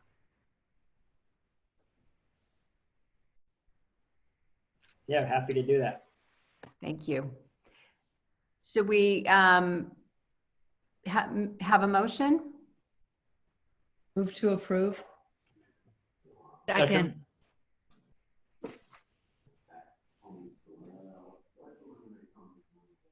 I'm sorry, who seconded?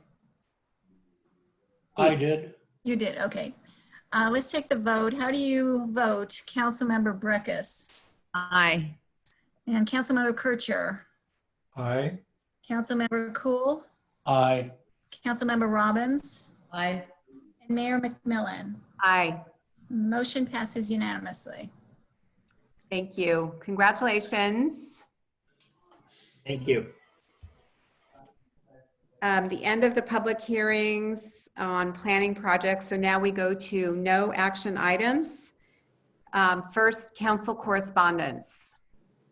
I have one council correspondence in that Joe and I met with Claudia Lewis, Chris Mazzola, and the new Chief Operating Officer / CFO. What's the guy's name, Joe? Yeah. Anyway, we met with those three and discussed in very general terms the process for Branson to bring a revised use permit to the council. And we made it very clear that we will not be doing anything by subcommittee, that everything will be in the open. All 5 of us will be hearing, considering, deciding. Staff may have a working group, but in terms of overall decision-making and information, it will be at the council level. I also met with 2 neighbors regarding Branson, and they were concerned about process as well. And I have gone back and told them that the process will be open and transparent. I don't have any other correspondence. Anybody else have correspondence? Future council items. I would like to propose that we consider prohibiting artificial turf in our town. And I can send all of you, well, maybe we shouldn't even discuss that, but that's my proposal. I can see the town attorney getting agitated. Would anyone else agree to put that on the agenda? Yeah, maybe you could send us information, your interest, and then propose it at another meeting. I mean, at the end of another meeting after we learn a little bit about it. I will do that. I wrote a lovely article for the IJ that was published about a month ago. I'd be happy to send that to everyone.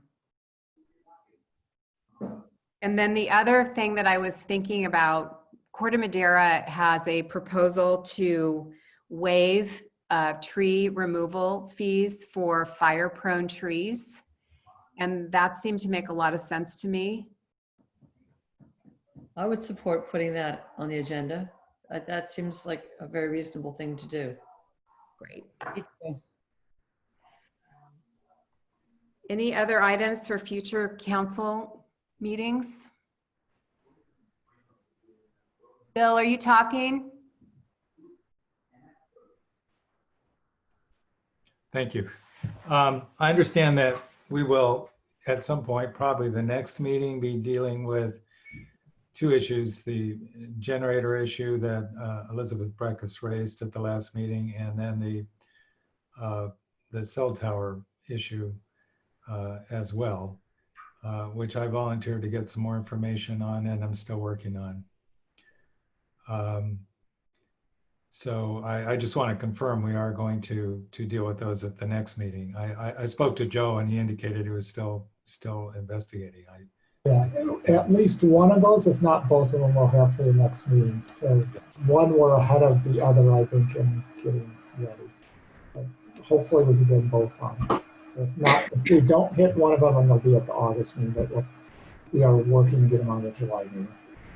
Yeah, I want to support that because I've been told by many contractors and other town councils that it's the #1 thing that people are looking at.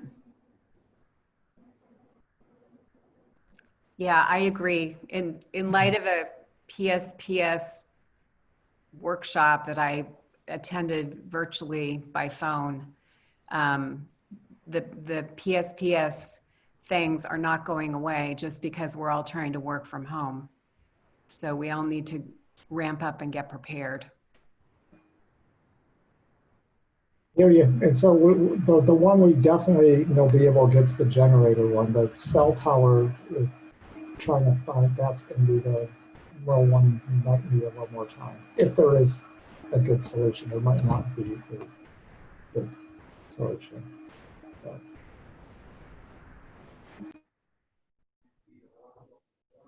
Anything else?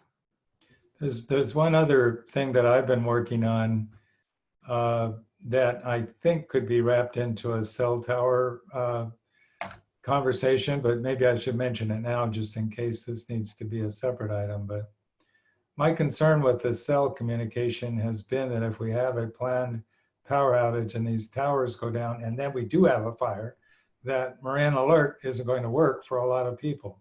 Yeah. And what's the backup? And in discussing that with people, I understand that Sleepy Hollow has a program with radios that are really used for weather alerts, but apparently can also carry these kinds of alerts. So that if our cell phones were all down anyway, in spite of our best efforts, at least some people in the town might get a message over these alert systems that there was an emergency and could spread the word or activate our Rosnet radios that we have, which you have to know to tune into those. You know, they're great, that Gil Fidus has been working on. But these other radios would actually let us know there is an emergency right now. It's time to do something. So I don't know whether that could be discussed in connection with cell communications or that could be a separate subject. I'll probably have more information by the next meeting.